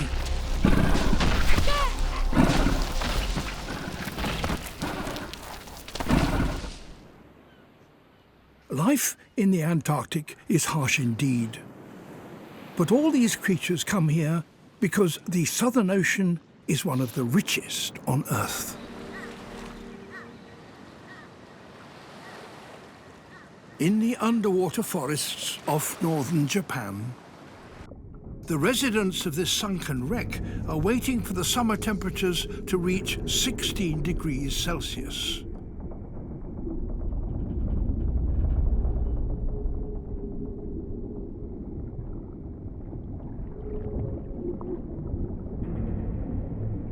That, for some, is the time for mating.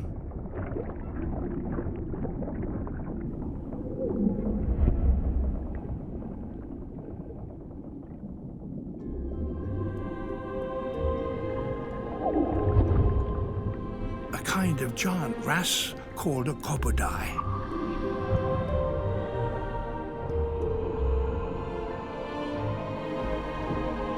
This is a male.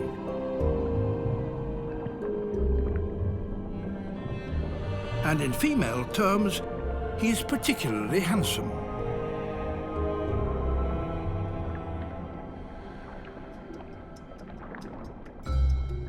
He's a meter long and weighs 15 kilos. Much larger than the diminutive female. And he is ready to breed.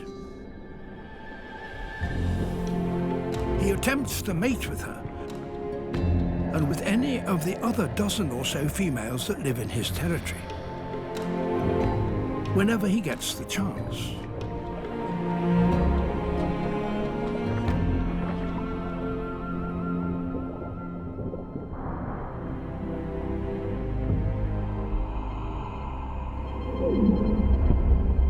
But females from around 10 years old take little notice of his advances.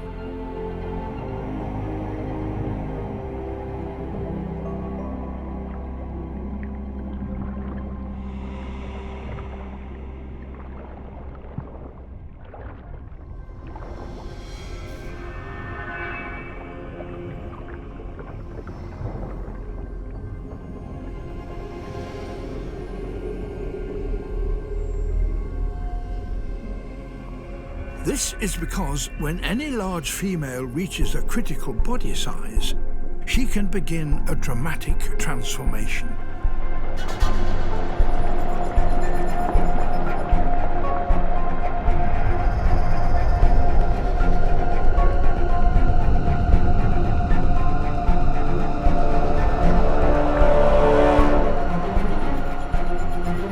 Over just a few months, particular enzymes inside her body cease to work.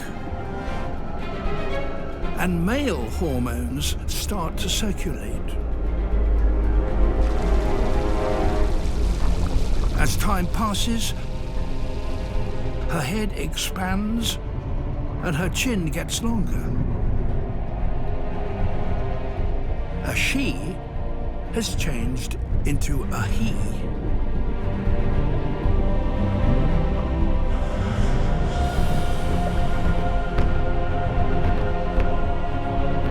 With this comes a change in temperament.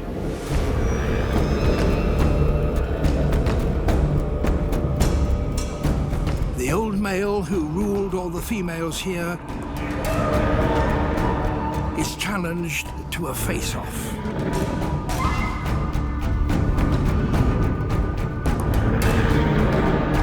The more bulbous the head, the more it intimidates an opponent.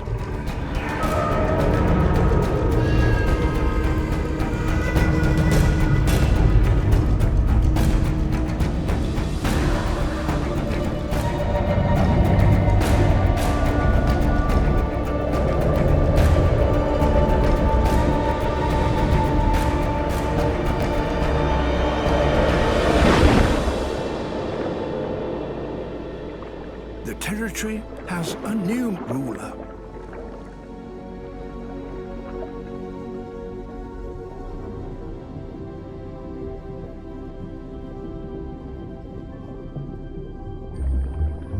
Only the largest females transform themselves in this way.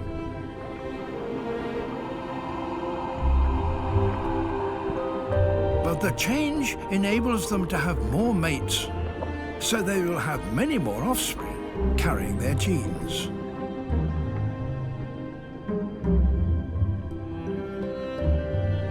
But a new male can't afford to be complacent. Inside the body of every Kobudai female, there is a new male in waiting.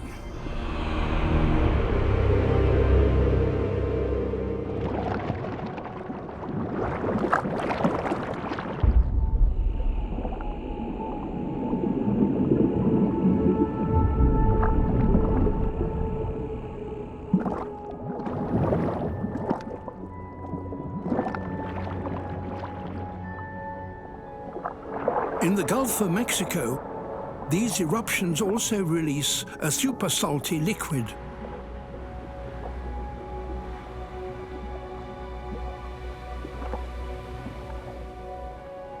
brine.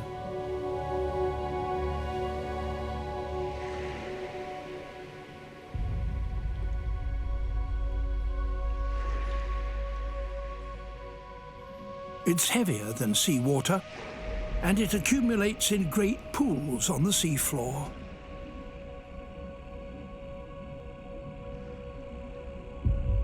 It's difficult to make sense of the sight.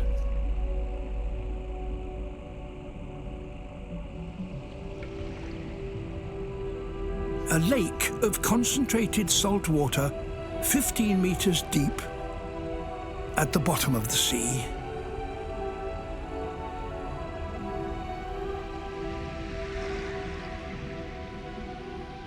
Around its margin, perhaps even more strangely, there is a profusion of life.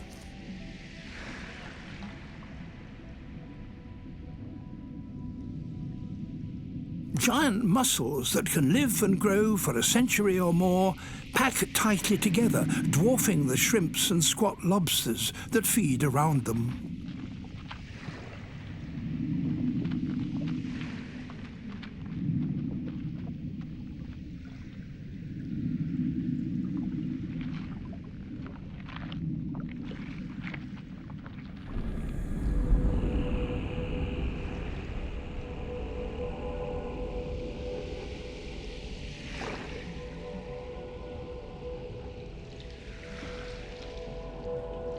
Cutthroat eels, scavengers, come to the shores of the brine lake in search of something edible.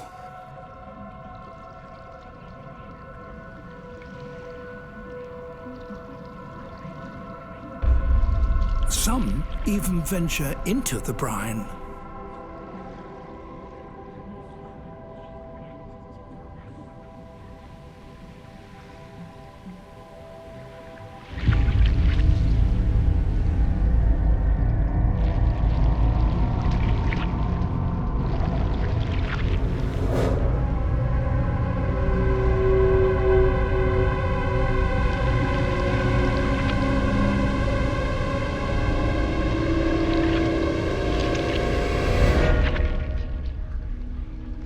Spending too long in it can send an eel into toxic shock.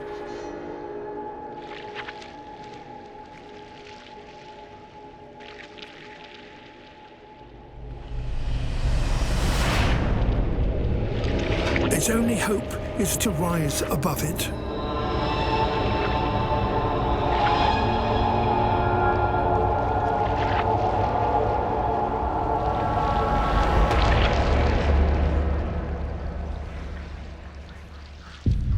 It manages to escape.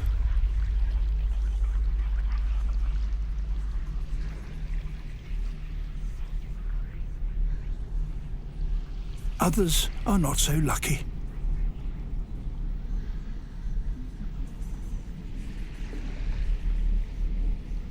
The brine embalms their bodies, and the casualties of decades accumulate around the margins.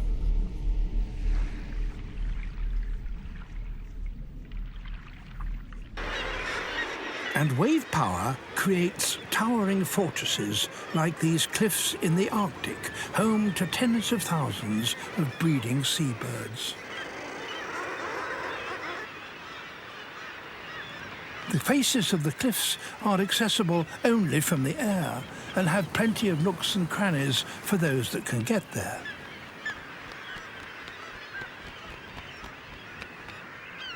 But to feed, seabirds must still master the ocean world beyond.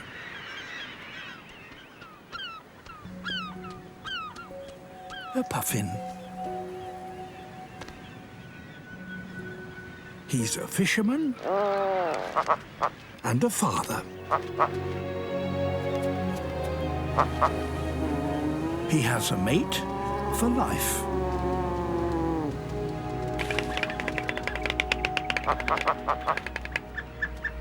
Both share the burden of raising their week-old chick, their puffling, who needs 5 square meals a day. The parents alternate fishing trips. It's Dad's turn.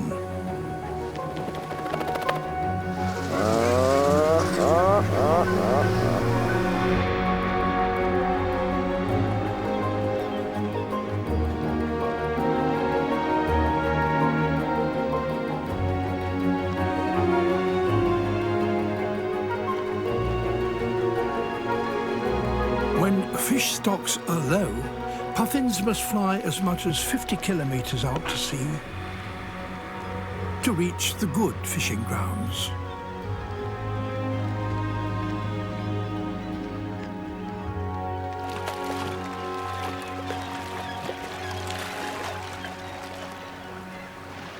Once there, they plunge into another world.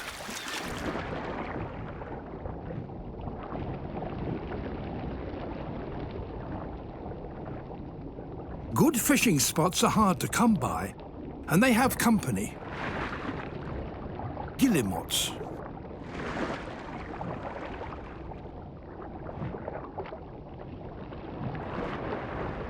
Like the puffin, their wings are short and good for diving. Puffins can hold their breath for over a minute and dive as deep as 40 meters.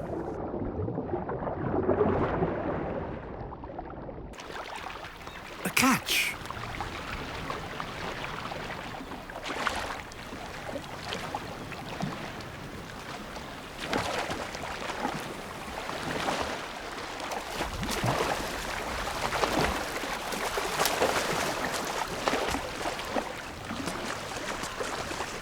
But it's a long way home.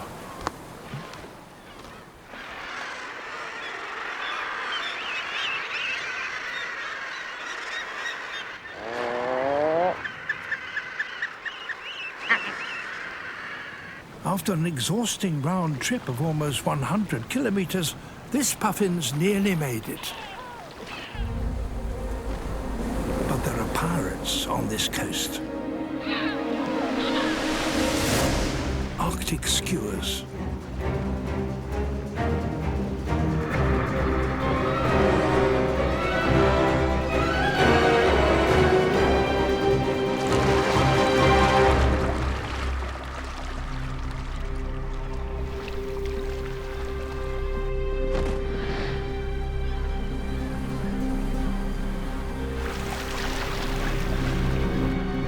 All around, returning parents are being robbed.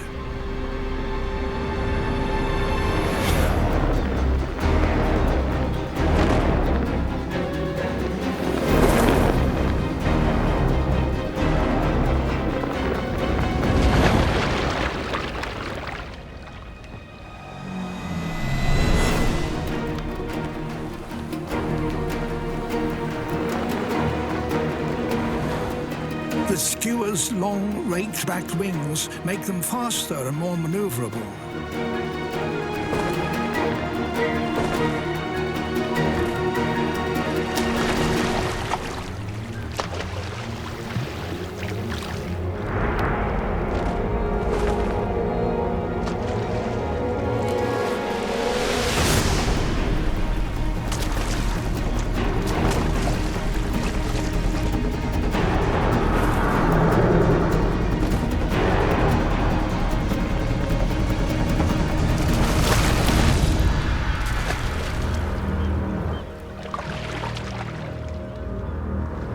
Puffins must choose their moment wisely.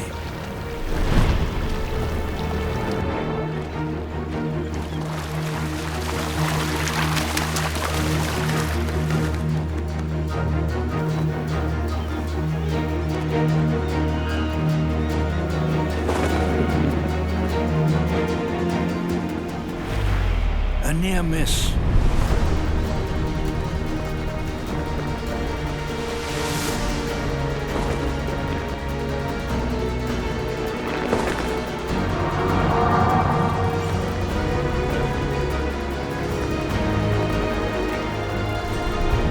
A last desperate burst of speed, and it's made it.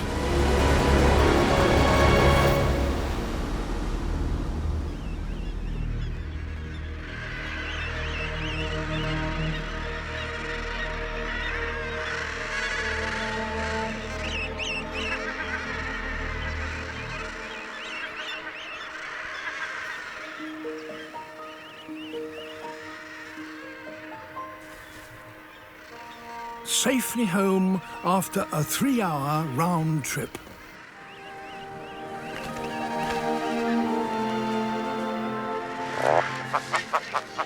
Where his patient partner is waiting.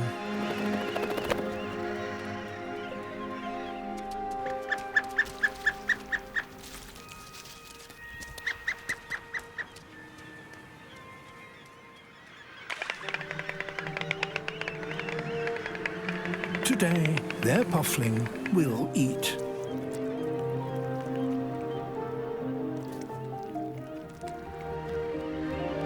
But where fish numbers are in decline, many puffins now find it hard to get enough food for their chicks.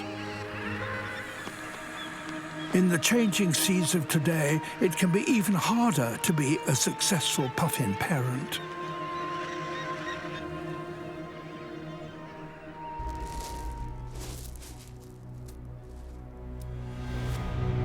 And now the snakes are on the alert.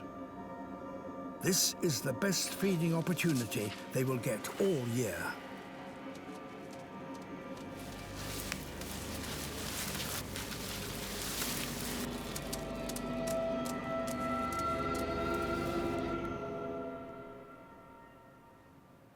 On flat ground, a baby iguana can outrun a racer snake. But others are waiting in ambush.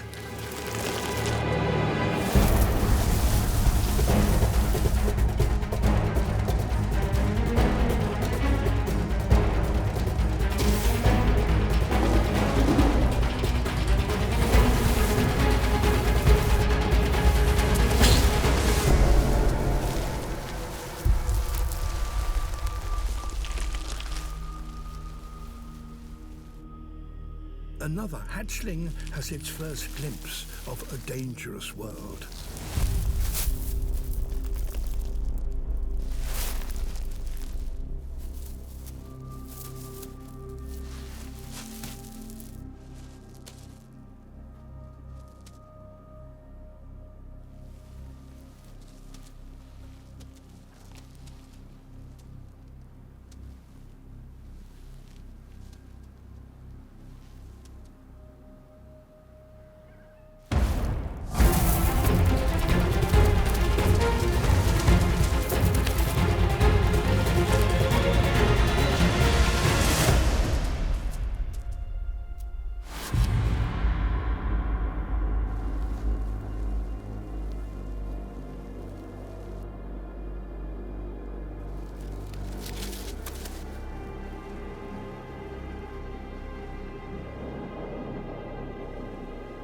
A snake's eyes aren't very good, but they can detect movement. So if the hatchling keeps its nerve, it may just avoid detection.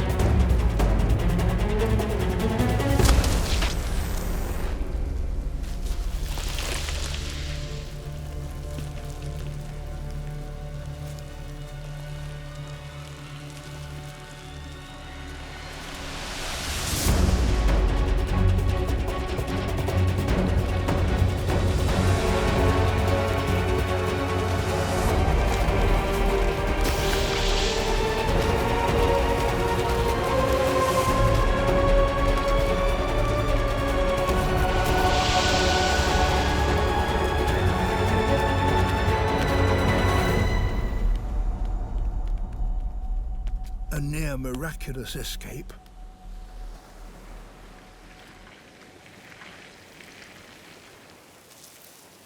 the lucky survivors could begin learning the unique way of life demanded by this hostile island.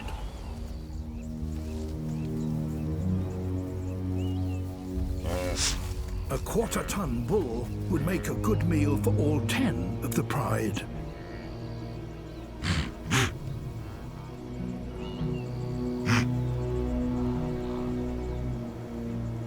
But even though Charm is an experienced hunter, most attempts end in failure.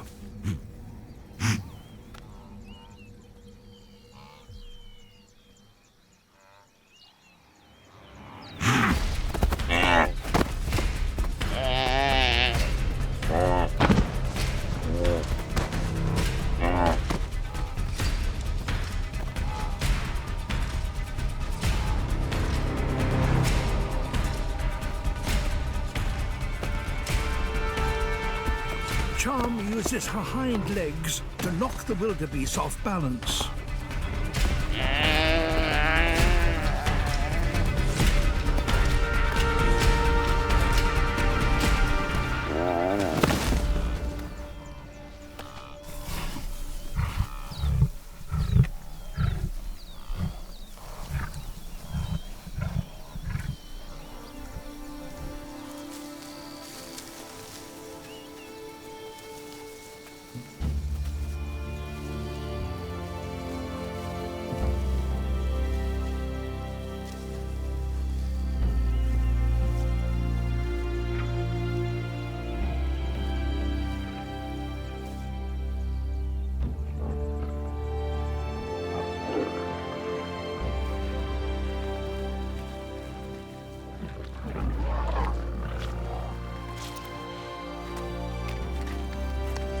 The smallest cubs won't be able to catch food for themselves for another 12 months. Their ever-growing appetites mean that Charm and Sienna have to hunt around the clock.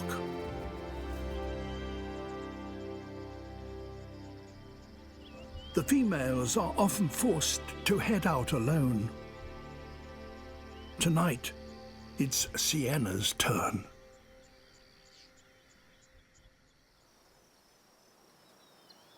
Sunrise.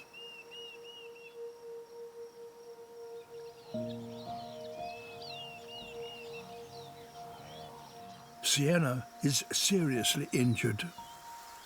She's too weak to move.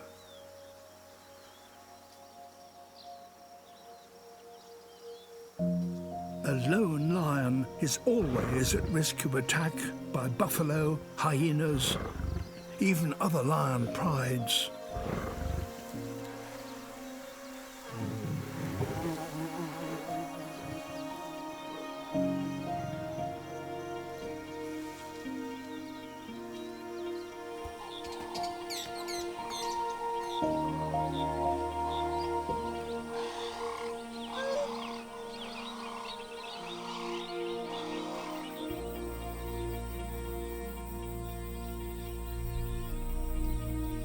It's evening,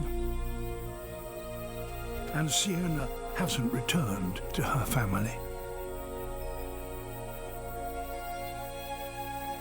Now, everything depends on Charm.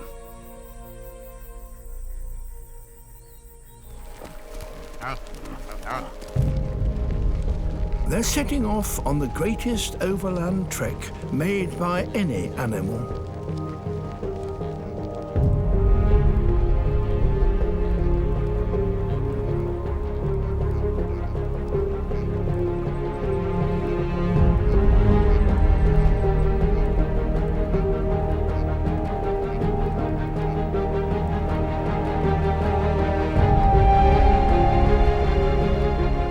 Wherever grass-eaters travel, predators lie in wait.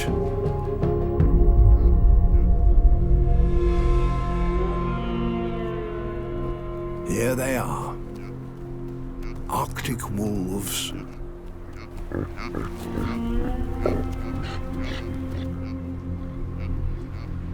They must seize their chance while the caribou pass through their territory.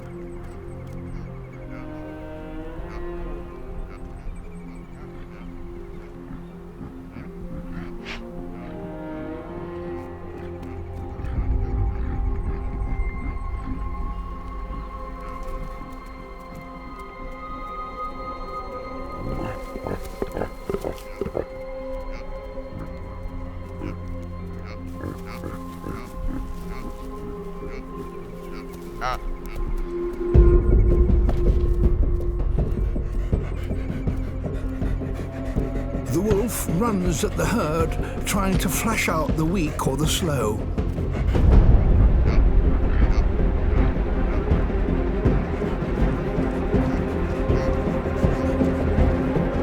A calf is separated.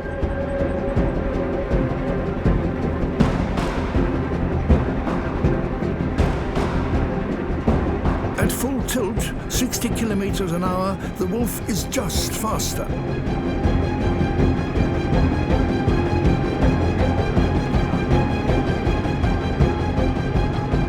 But the calf has stamina.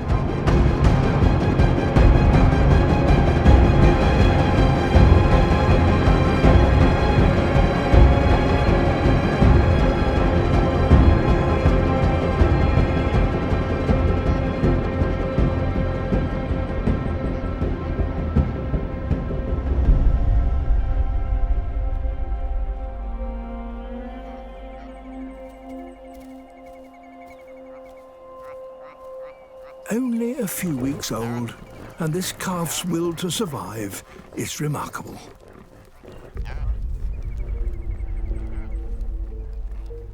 And it needs to be, for these young caribou have now started a journey that will last a lifetime. Forever chasing the seasonal growth of the grass on which they depend.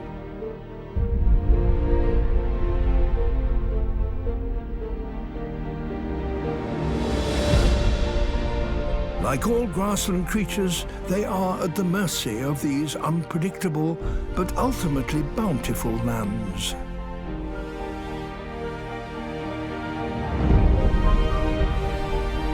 Grass can survive some of the harshest conditions on Earth: flood, fire and frost, and still flourish.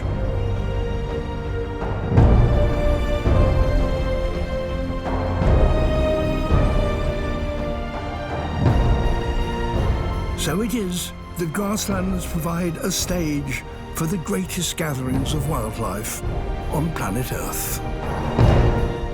And leopards are the most versatile of all the big cats, adept at finding cover in the most unpromising places.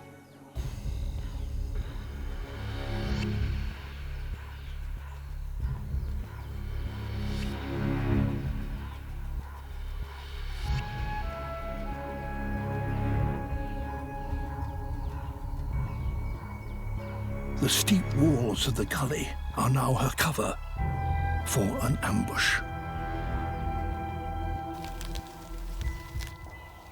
The male puku is close enough, but he's too big to tackle. She needs to slip past him without being seen.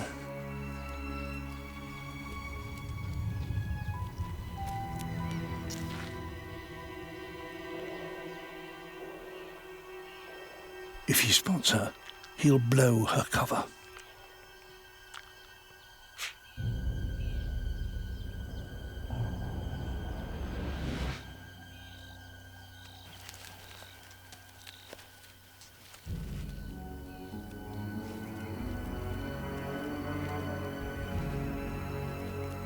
Slowly does it.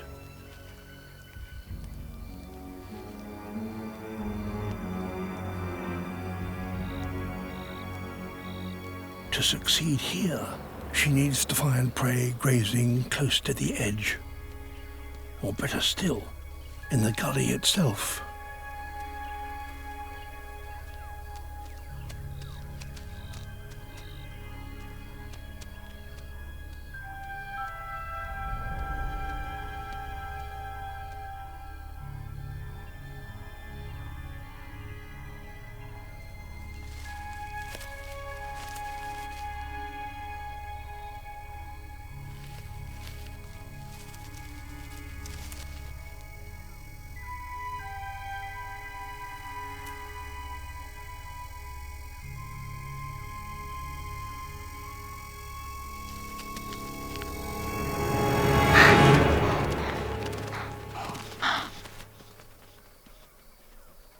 Frustration.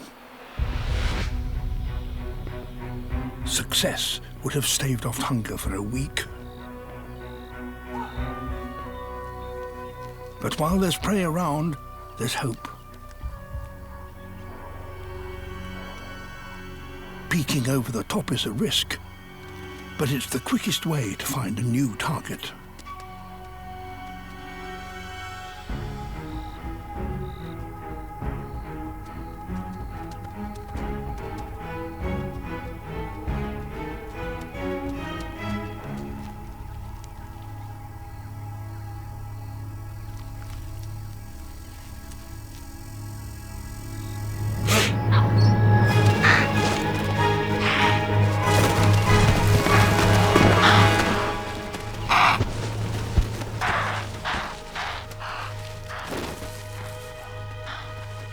A burst of speed of 65 kilometers an hour, and it's all over in less than 6 seconds.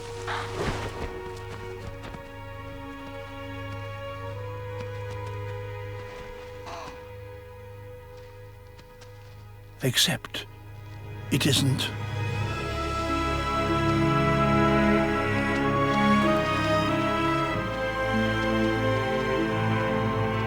Dazed and disorientated, the impala makes a miraculous escape. As they mature, young males begin to explore the boundaries of the pride's territory.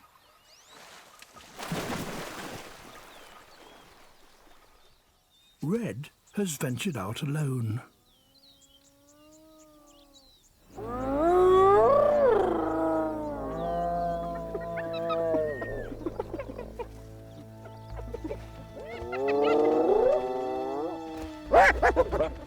And blundered straight into the middle of the hyena clan.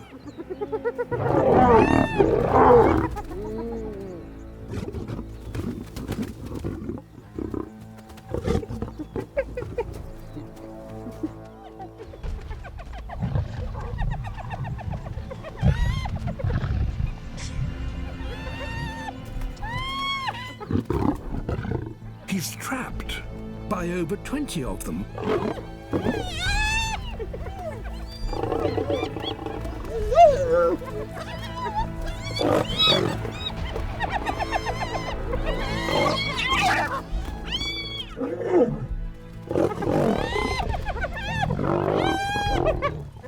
The pack tries to wear him down. This number of hyenas could kill him.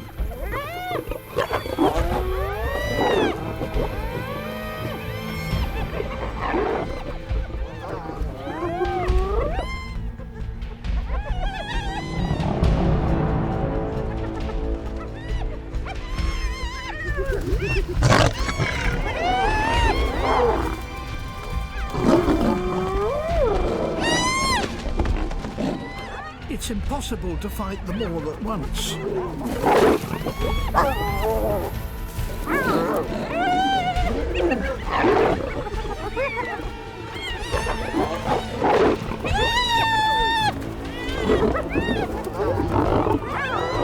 He can't keep them at bay for much longer.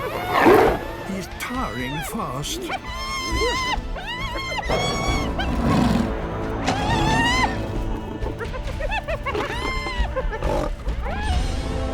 His ally, Tartu, has heard the commotion.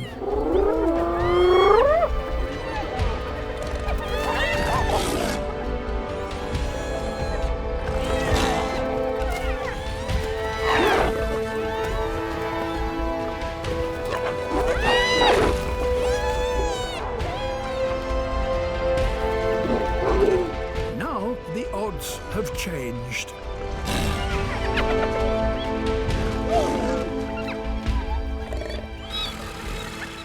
For 20 hyenas, a pair of male lions is too much to take on.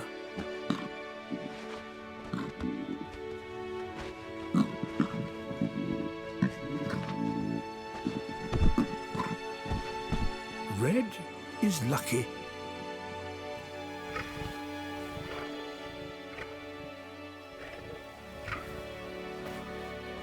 Tartu has saved his cousin's life.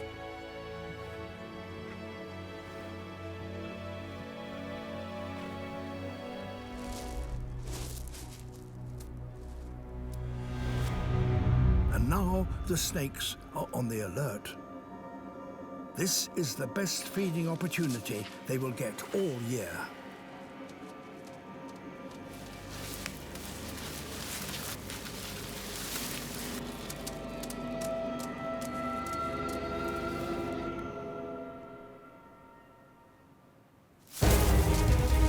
On flat ground, a baby iguana can outrun a racer snake. But others are waiting in ambush.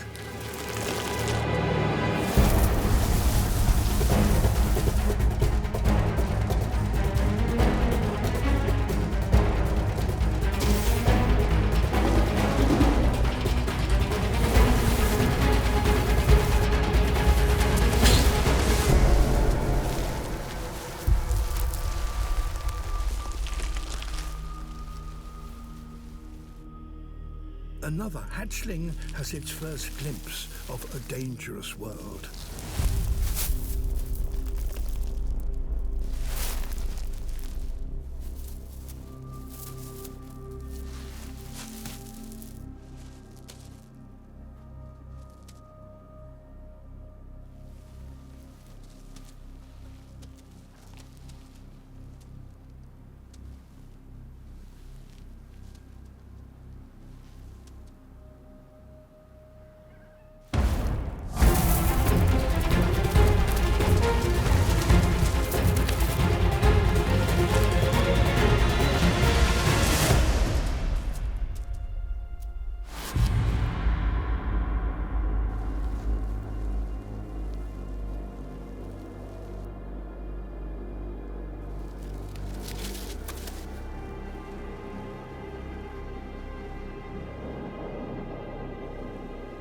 A snake's eyes aren't very good, but they can detect movement.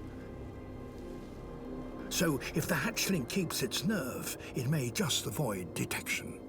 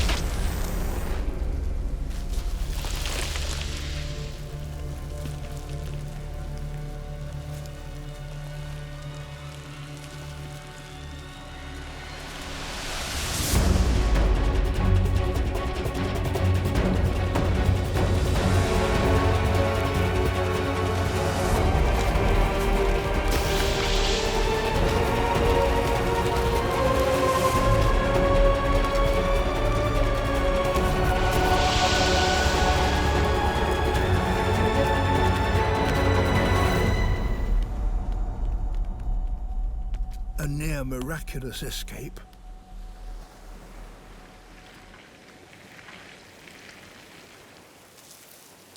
The lucky survivors could begin learning the unique way of life demanded by this hostile island. Mother is after eggs. But getting them is not going to be easy.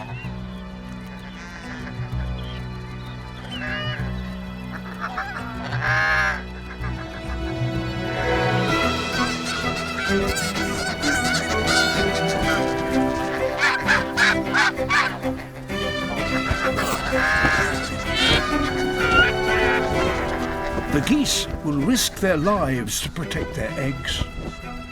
If they lose them, they can't produce another clutch this season.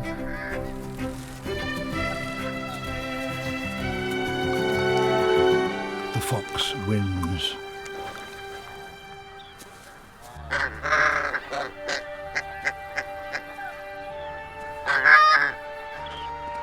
she gives the first eggs to her young pups. And then heads back for more.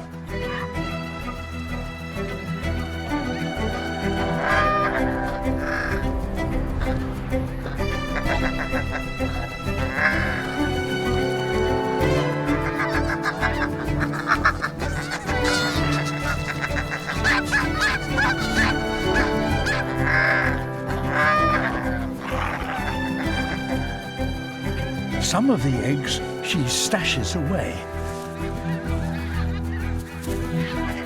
They will be food to help her through the coming winter.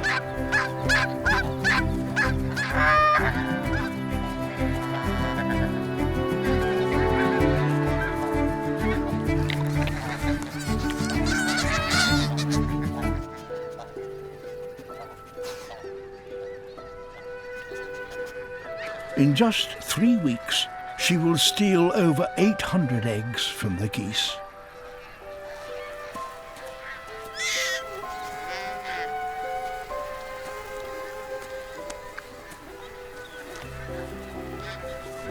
But eating a big egg is not easy if one is rather small. It's a technique the pups haven't quite yet cracked. Mum shows how it's done.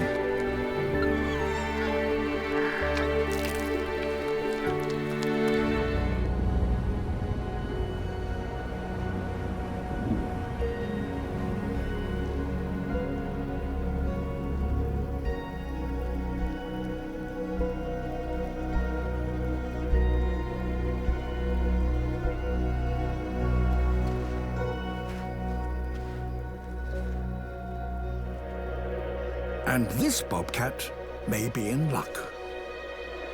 For this particular valley is blessed.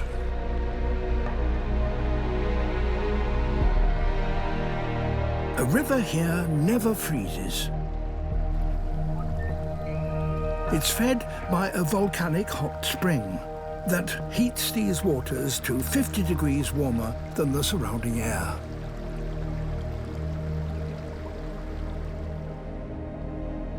Hungry animals of all kinds come here to feed.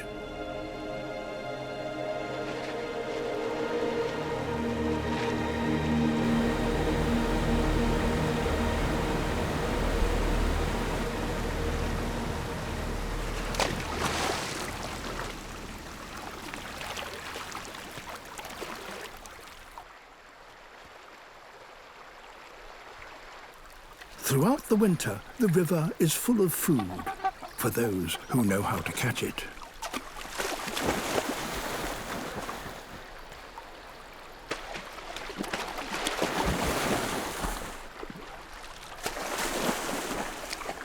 Here, even the coyotes have become fishermen.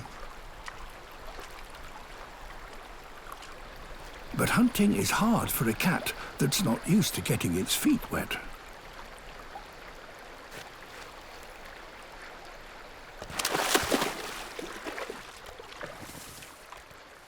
So he must choose his target with care.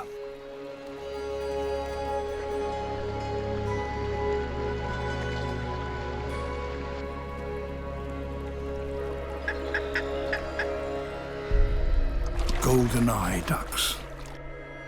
But can he get close enough to pounce?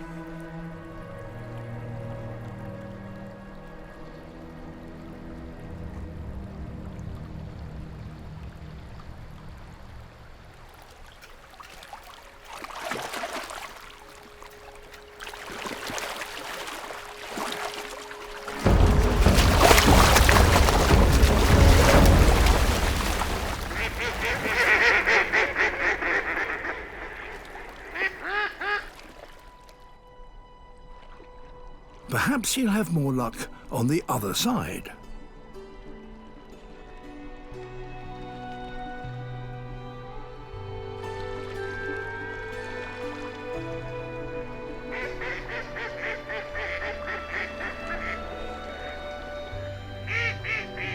Here, steam from the river warms the surrounding trees, So up in the branches, there could be prey.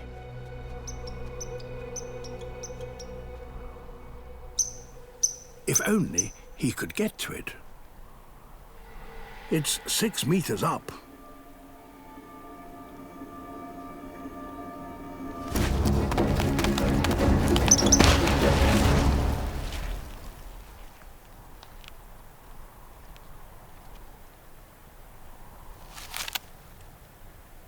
At last, a squirrel. Not much, but enough to keep him going.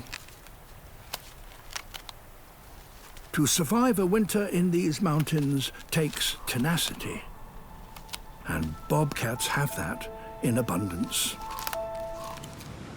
Somewhere along this seemingly barren stretch of sand, there is food in great quantity.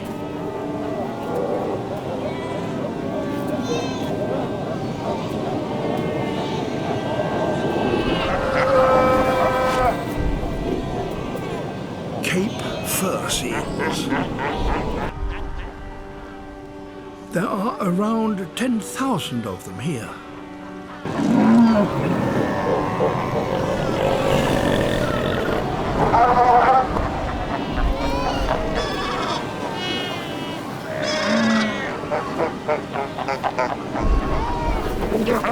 Adult seals are large and strong.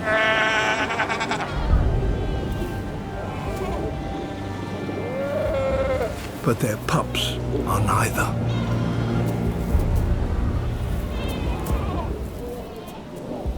The youngsters are closely guarded by their mothers. A hyena, however, knows to be patient.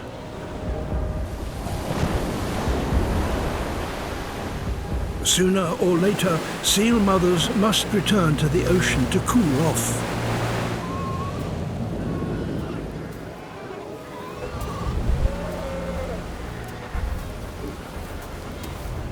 A single seal pup could feed a hyena and her family for days.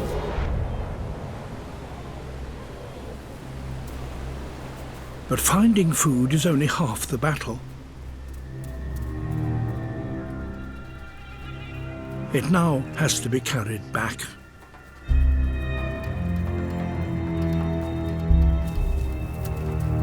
A jackal is here too. And it's not alone.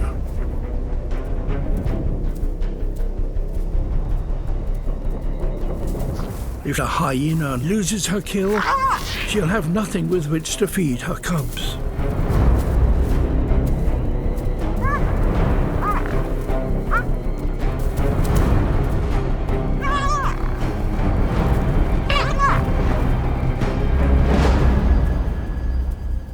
The jackals won't follow her very far from the coast.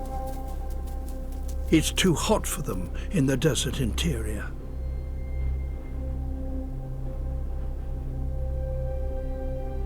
Only by making these long journeys can brown hyenas manage to survive in the middle of the Namib.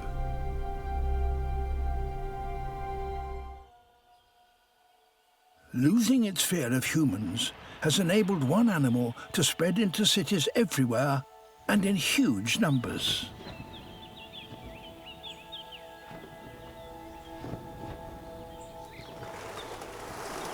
Pigeons are by far the most successful urban bird.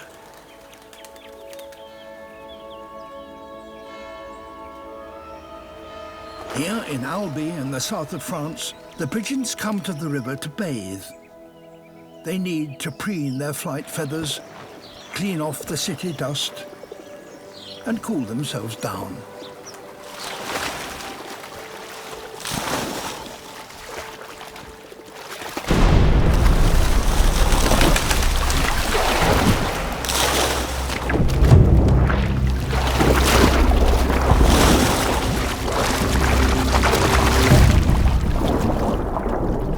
But death lies in wait. A predator that has taken advantage of the very thing that has led to the pigeon's success. their lack of fear.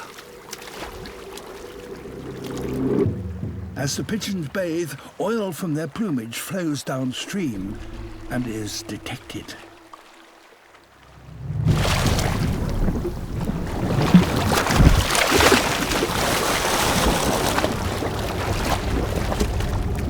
A monstrous Wells catfish. Introduced here just 40 years ago, they have proliferated, virtually exterminated the local fish stocks, and they've now developed a taste for pigeon. Their eyesight is poor, so they use their barbels to sense the movements of their victims.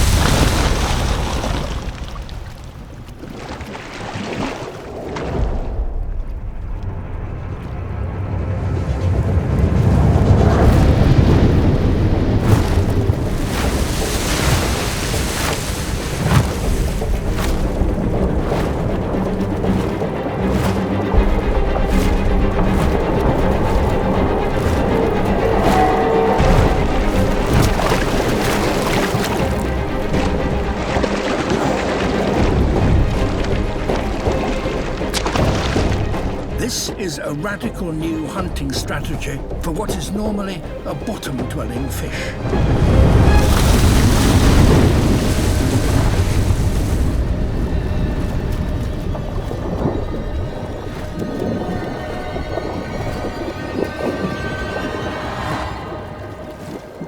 After 1,000 years of living in this city, pigeons are now having to learn to avoid a fish.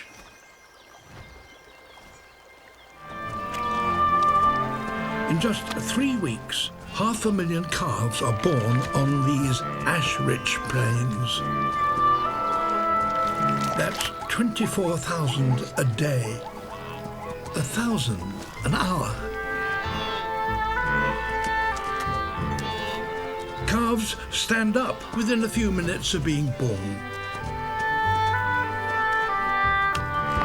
though some need a little more time to find their feet.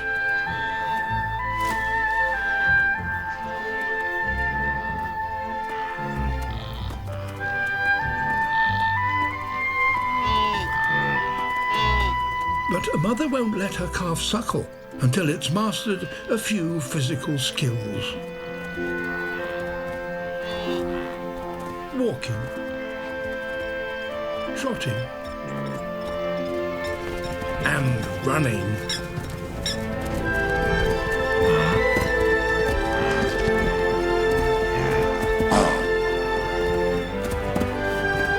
Wildebeest calves must run if they're to stay alive.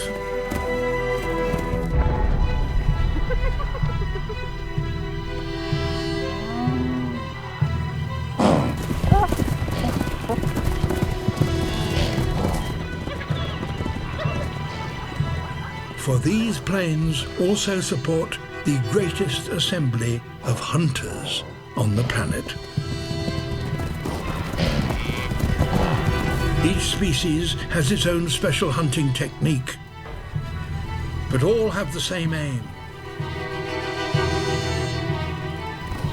to make the most of this brief superabundance of life.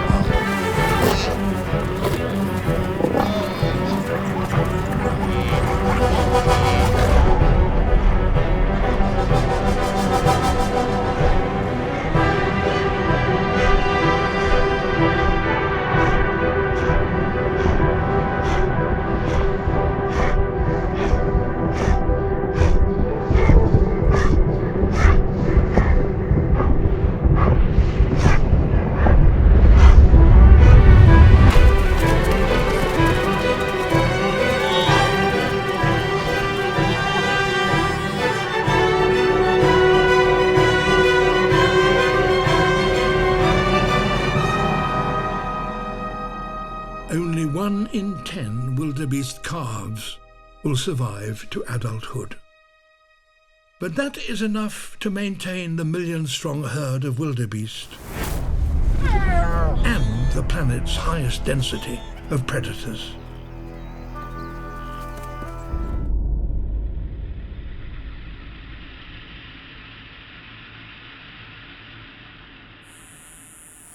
It's July in the deserts of Nevada in the western United States. The hottest time of the year.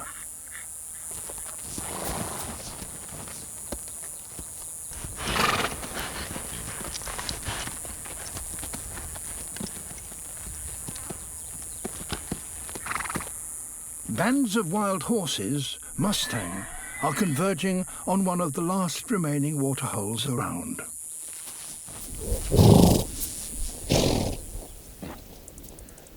Now, water not only offers them the chance to drink, it can also bring power.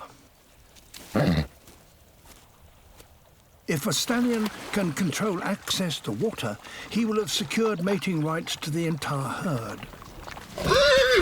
So stallions try to dominate these pools, fighting off rivals who venture too close.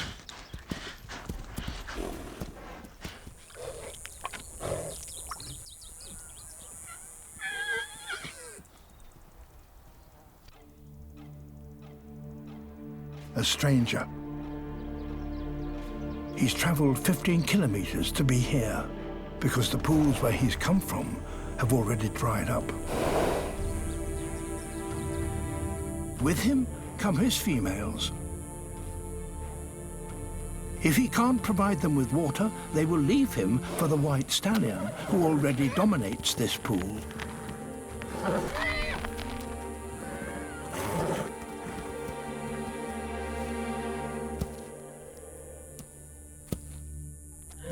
So he will have to fight.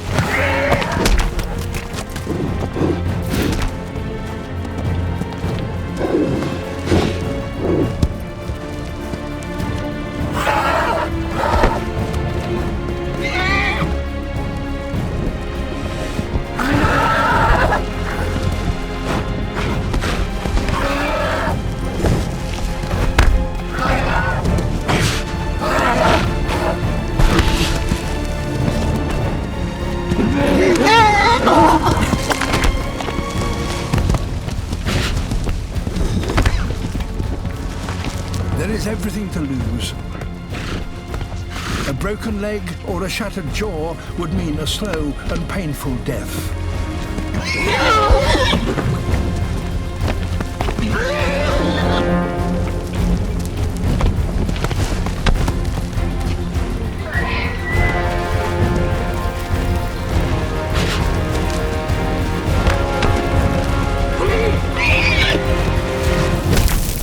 A missed kick. And it's all over. The new arrival has won. And his prize is more than just a chance to drink. He has provided for his herd and in the process stolen his rival's females. The white stallion's rule is over.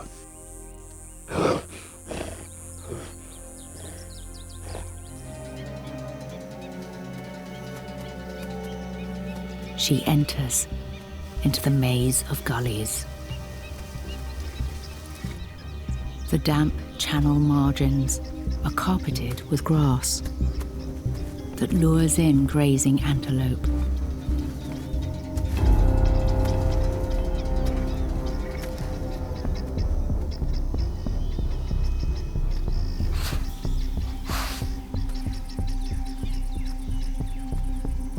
Still, they remain on high alert.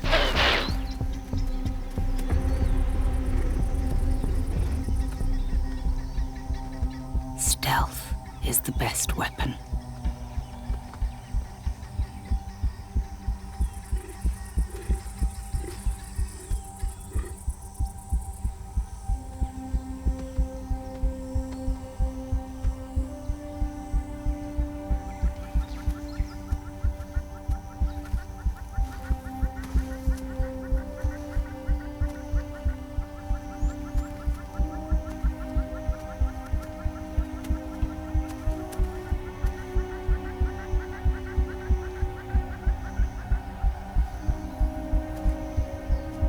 placing faith in perfect camouflage.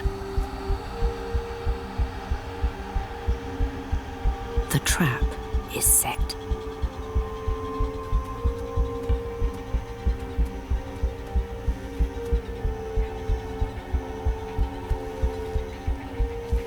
Just a few more careless steps, and they'll be inside the required 30-foot range.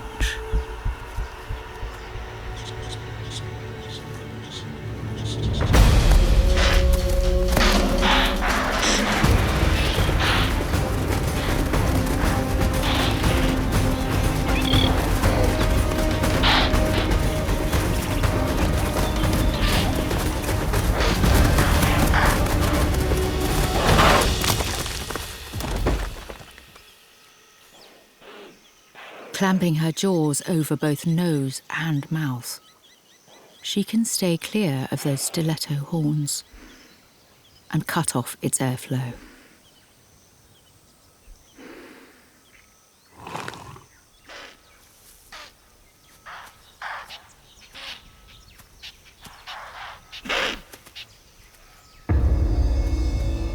But a spotted hyena is drawn to the commotion.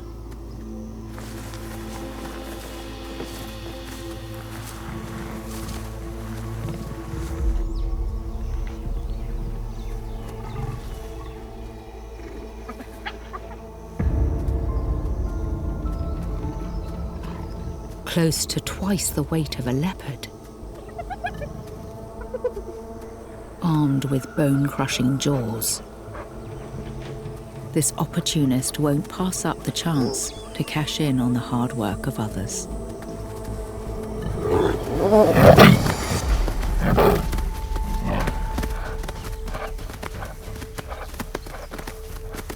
This time, one very lucky impala gets a second chance at life.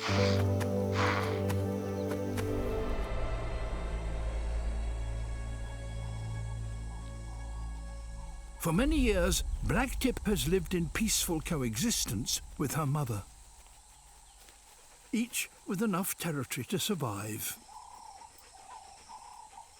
But Blacktip's pack has grown huge. It's now 30 strong.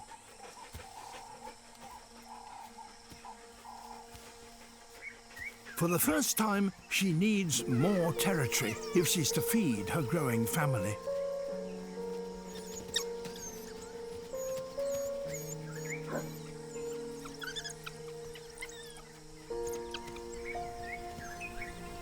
Normally, a daughter would not invade her mother's territory.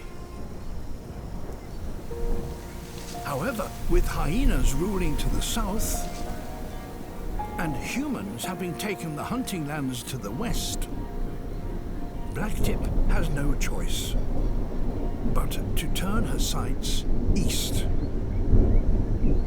towards her mother's lands.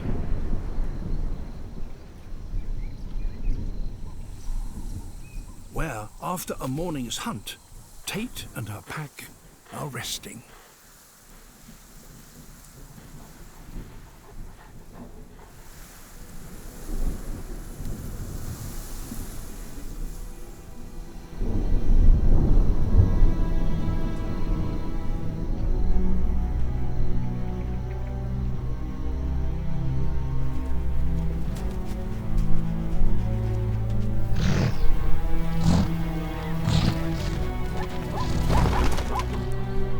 Blacktip's pack outnumbers her mother's by more than 2 to 1.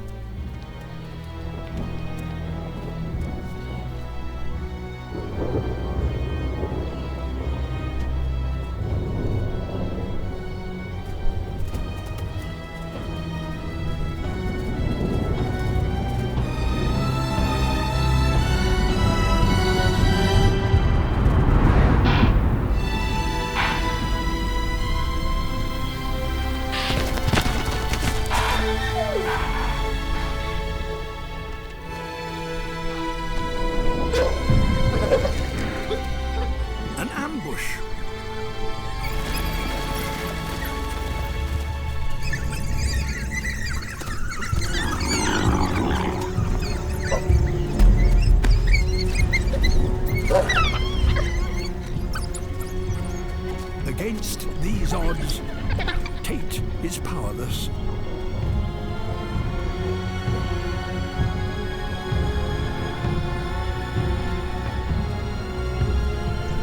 Retreat is the only option.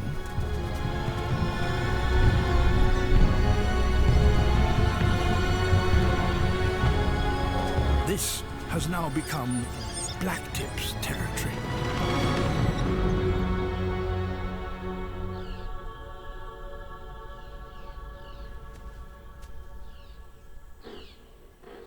A brief but bloody battle. Tate and her pack are now homeless.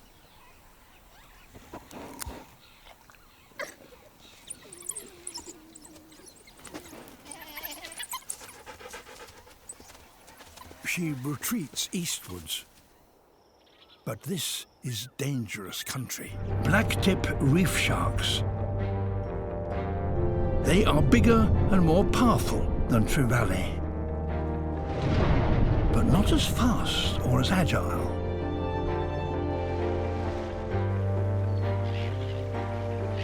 The hardyheads are well aware of them, but so long as they stay just out of reach, they have little to fear.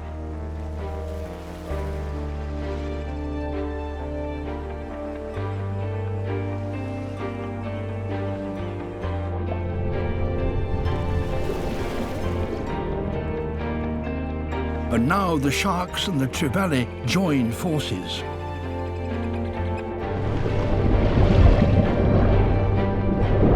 Together, they enter the shallows, each looking for a chance to attack.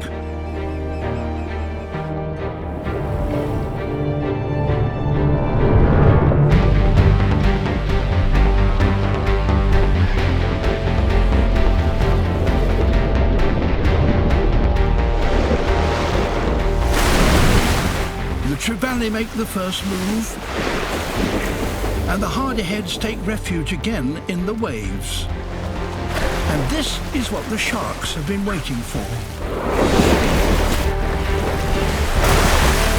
Surging forwards, they chase the hardyheads out of the water, beaching themselves in a daring bid to hoover up their prey.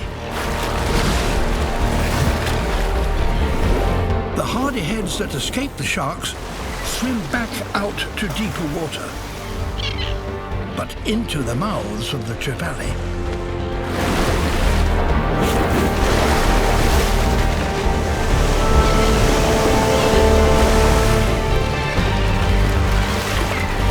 Now the receding waves help to pull the sharks back into deeper water.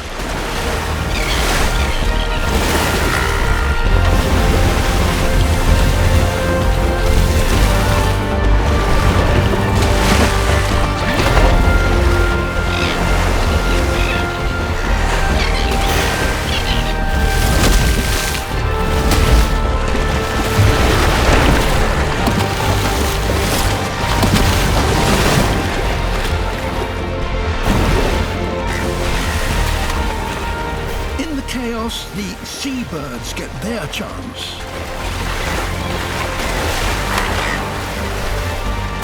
It's a feeding frenzy in only 10 centimeters of water. Lions will normally avoid hunting in such heat. But they're also opportunists.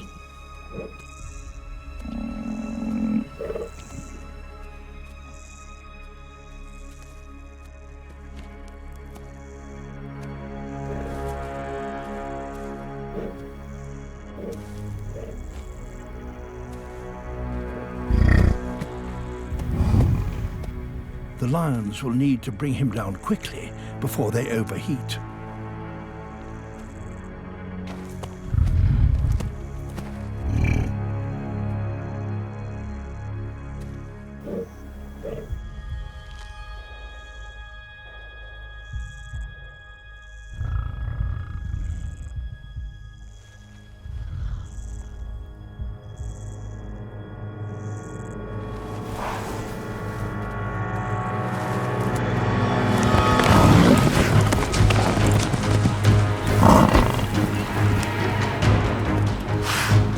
away from the herd, a bull is a formidable opponent. It could gore and kill a lion.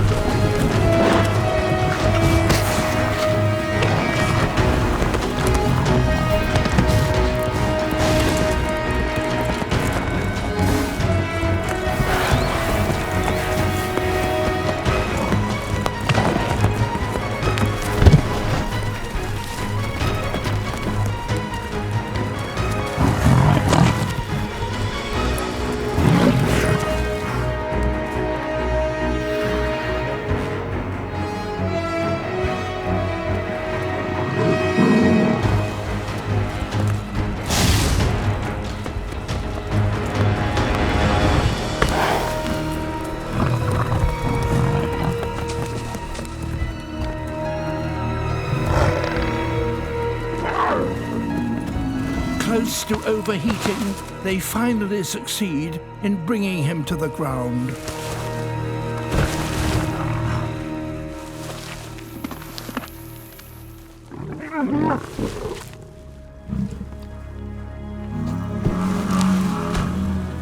But the massive bull is not giving up.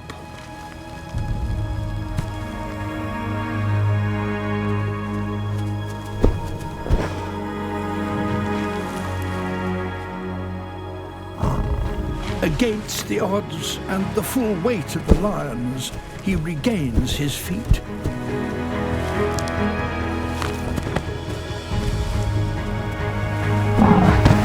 And it is now that the tables turn.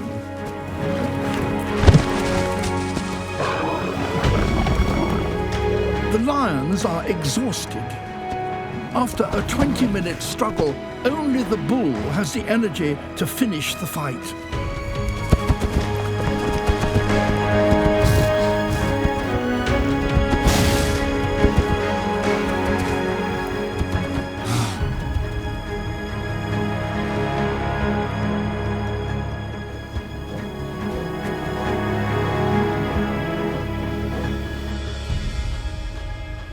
In such exposed and extreme conditions, the challenge for predators and their prey is at its most intense.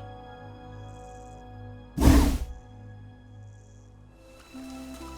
forests of central China, home to the golden snub-nosed monkey. They will not survive the fast-approaching winter unless they stock up on calorie-rich food.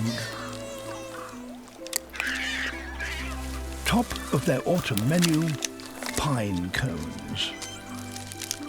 They grow during the summer sunlight and are rich in fats.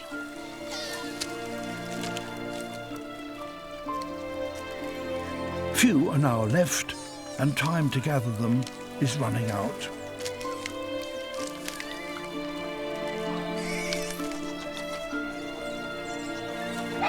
Dominant males patrol the troop, making sure they get the pick of the crop.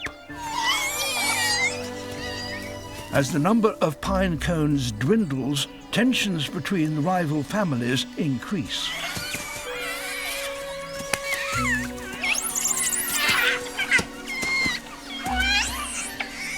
Mere threats between two males may not be enough to settle disputes.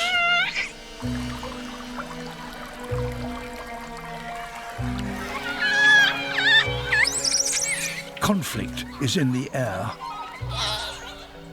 There's going to be a fight.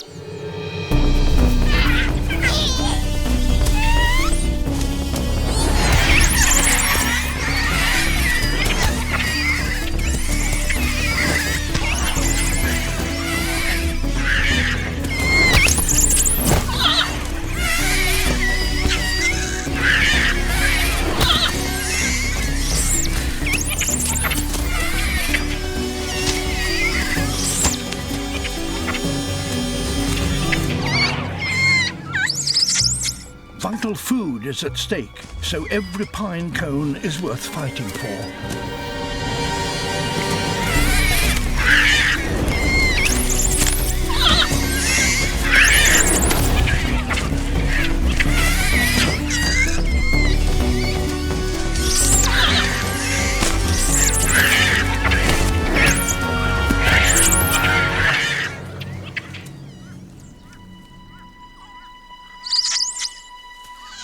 victor and his family enjoy the spoils of war. The losers get no more than a few dead leaves and will have fewer energy reserves for the coming winter.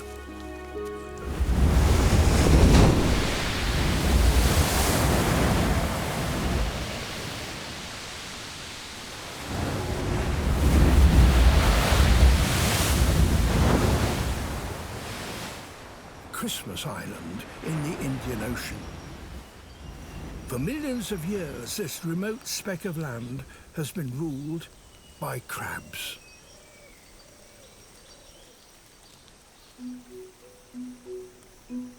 Their ancestors came from the sea, but most have now adopted a land-based existence.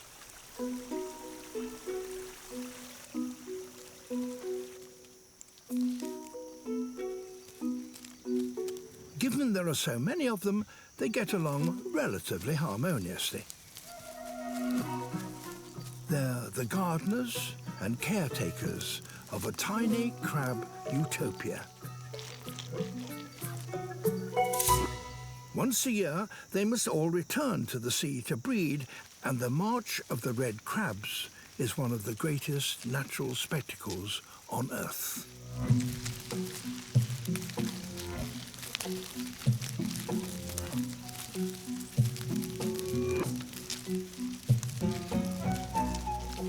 There are 50 million of them.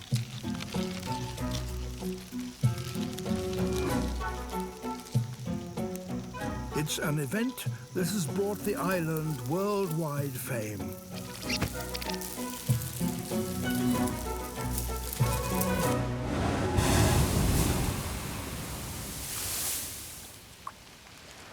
But in recent years, millions of red crabs haven't managed to reach the sea.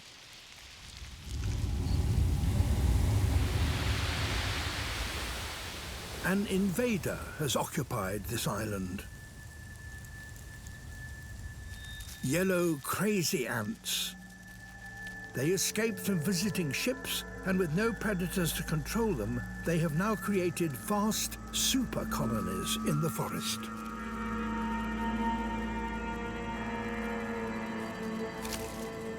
When migrating red crabs march into their territory, the ants attack,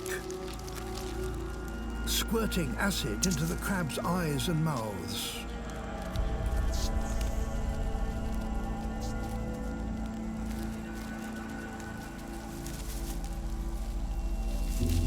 The crabs have no defense. Blinded and confused, they're doomed.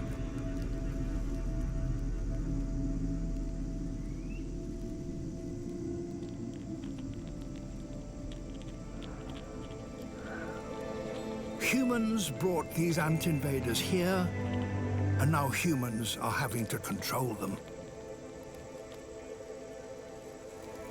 Isolated communities may evolve for millions of years in relative peace. But when new challenges arrive, they can struggle to cope. Of all the species that have become extinct in recent years, around 80% have been islanders.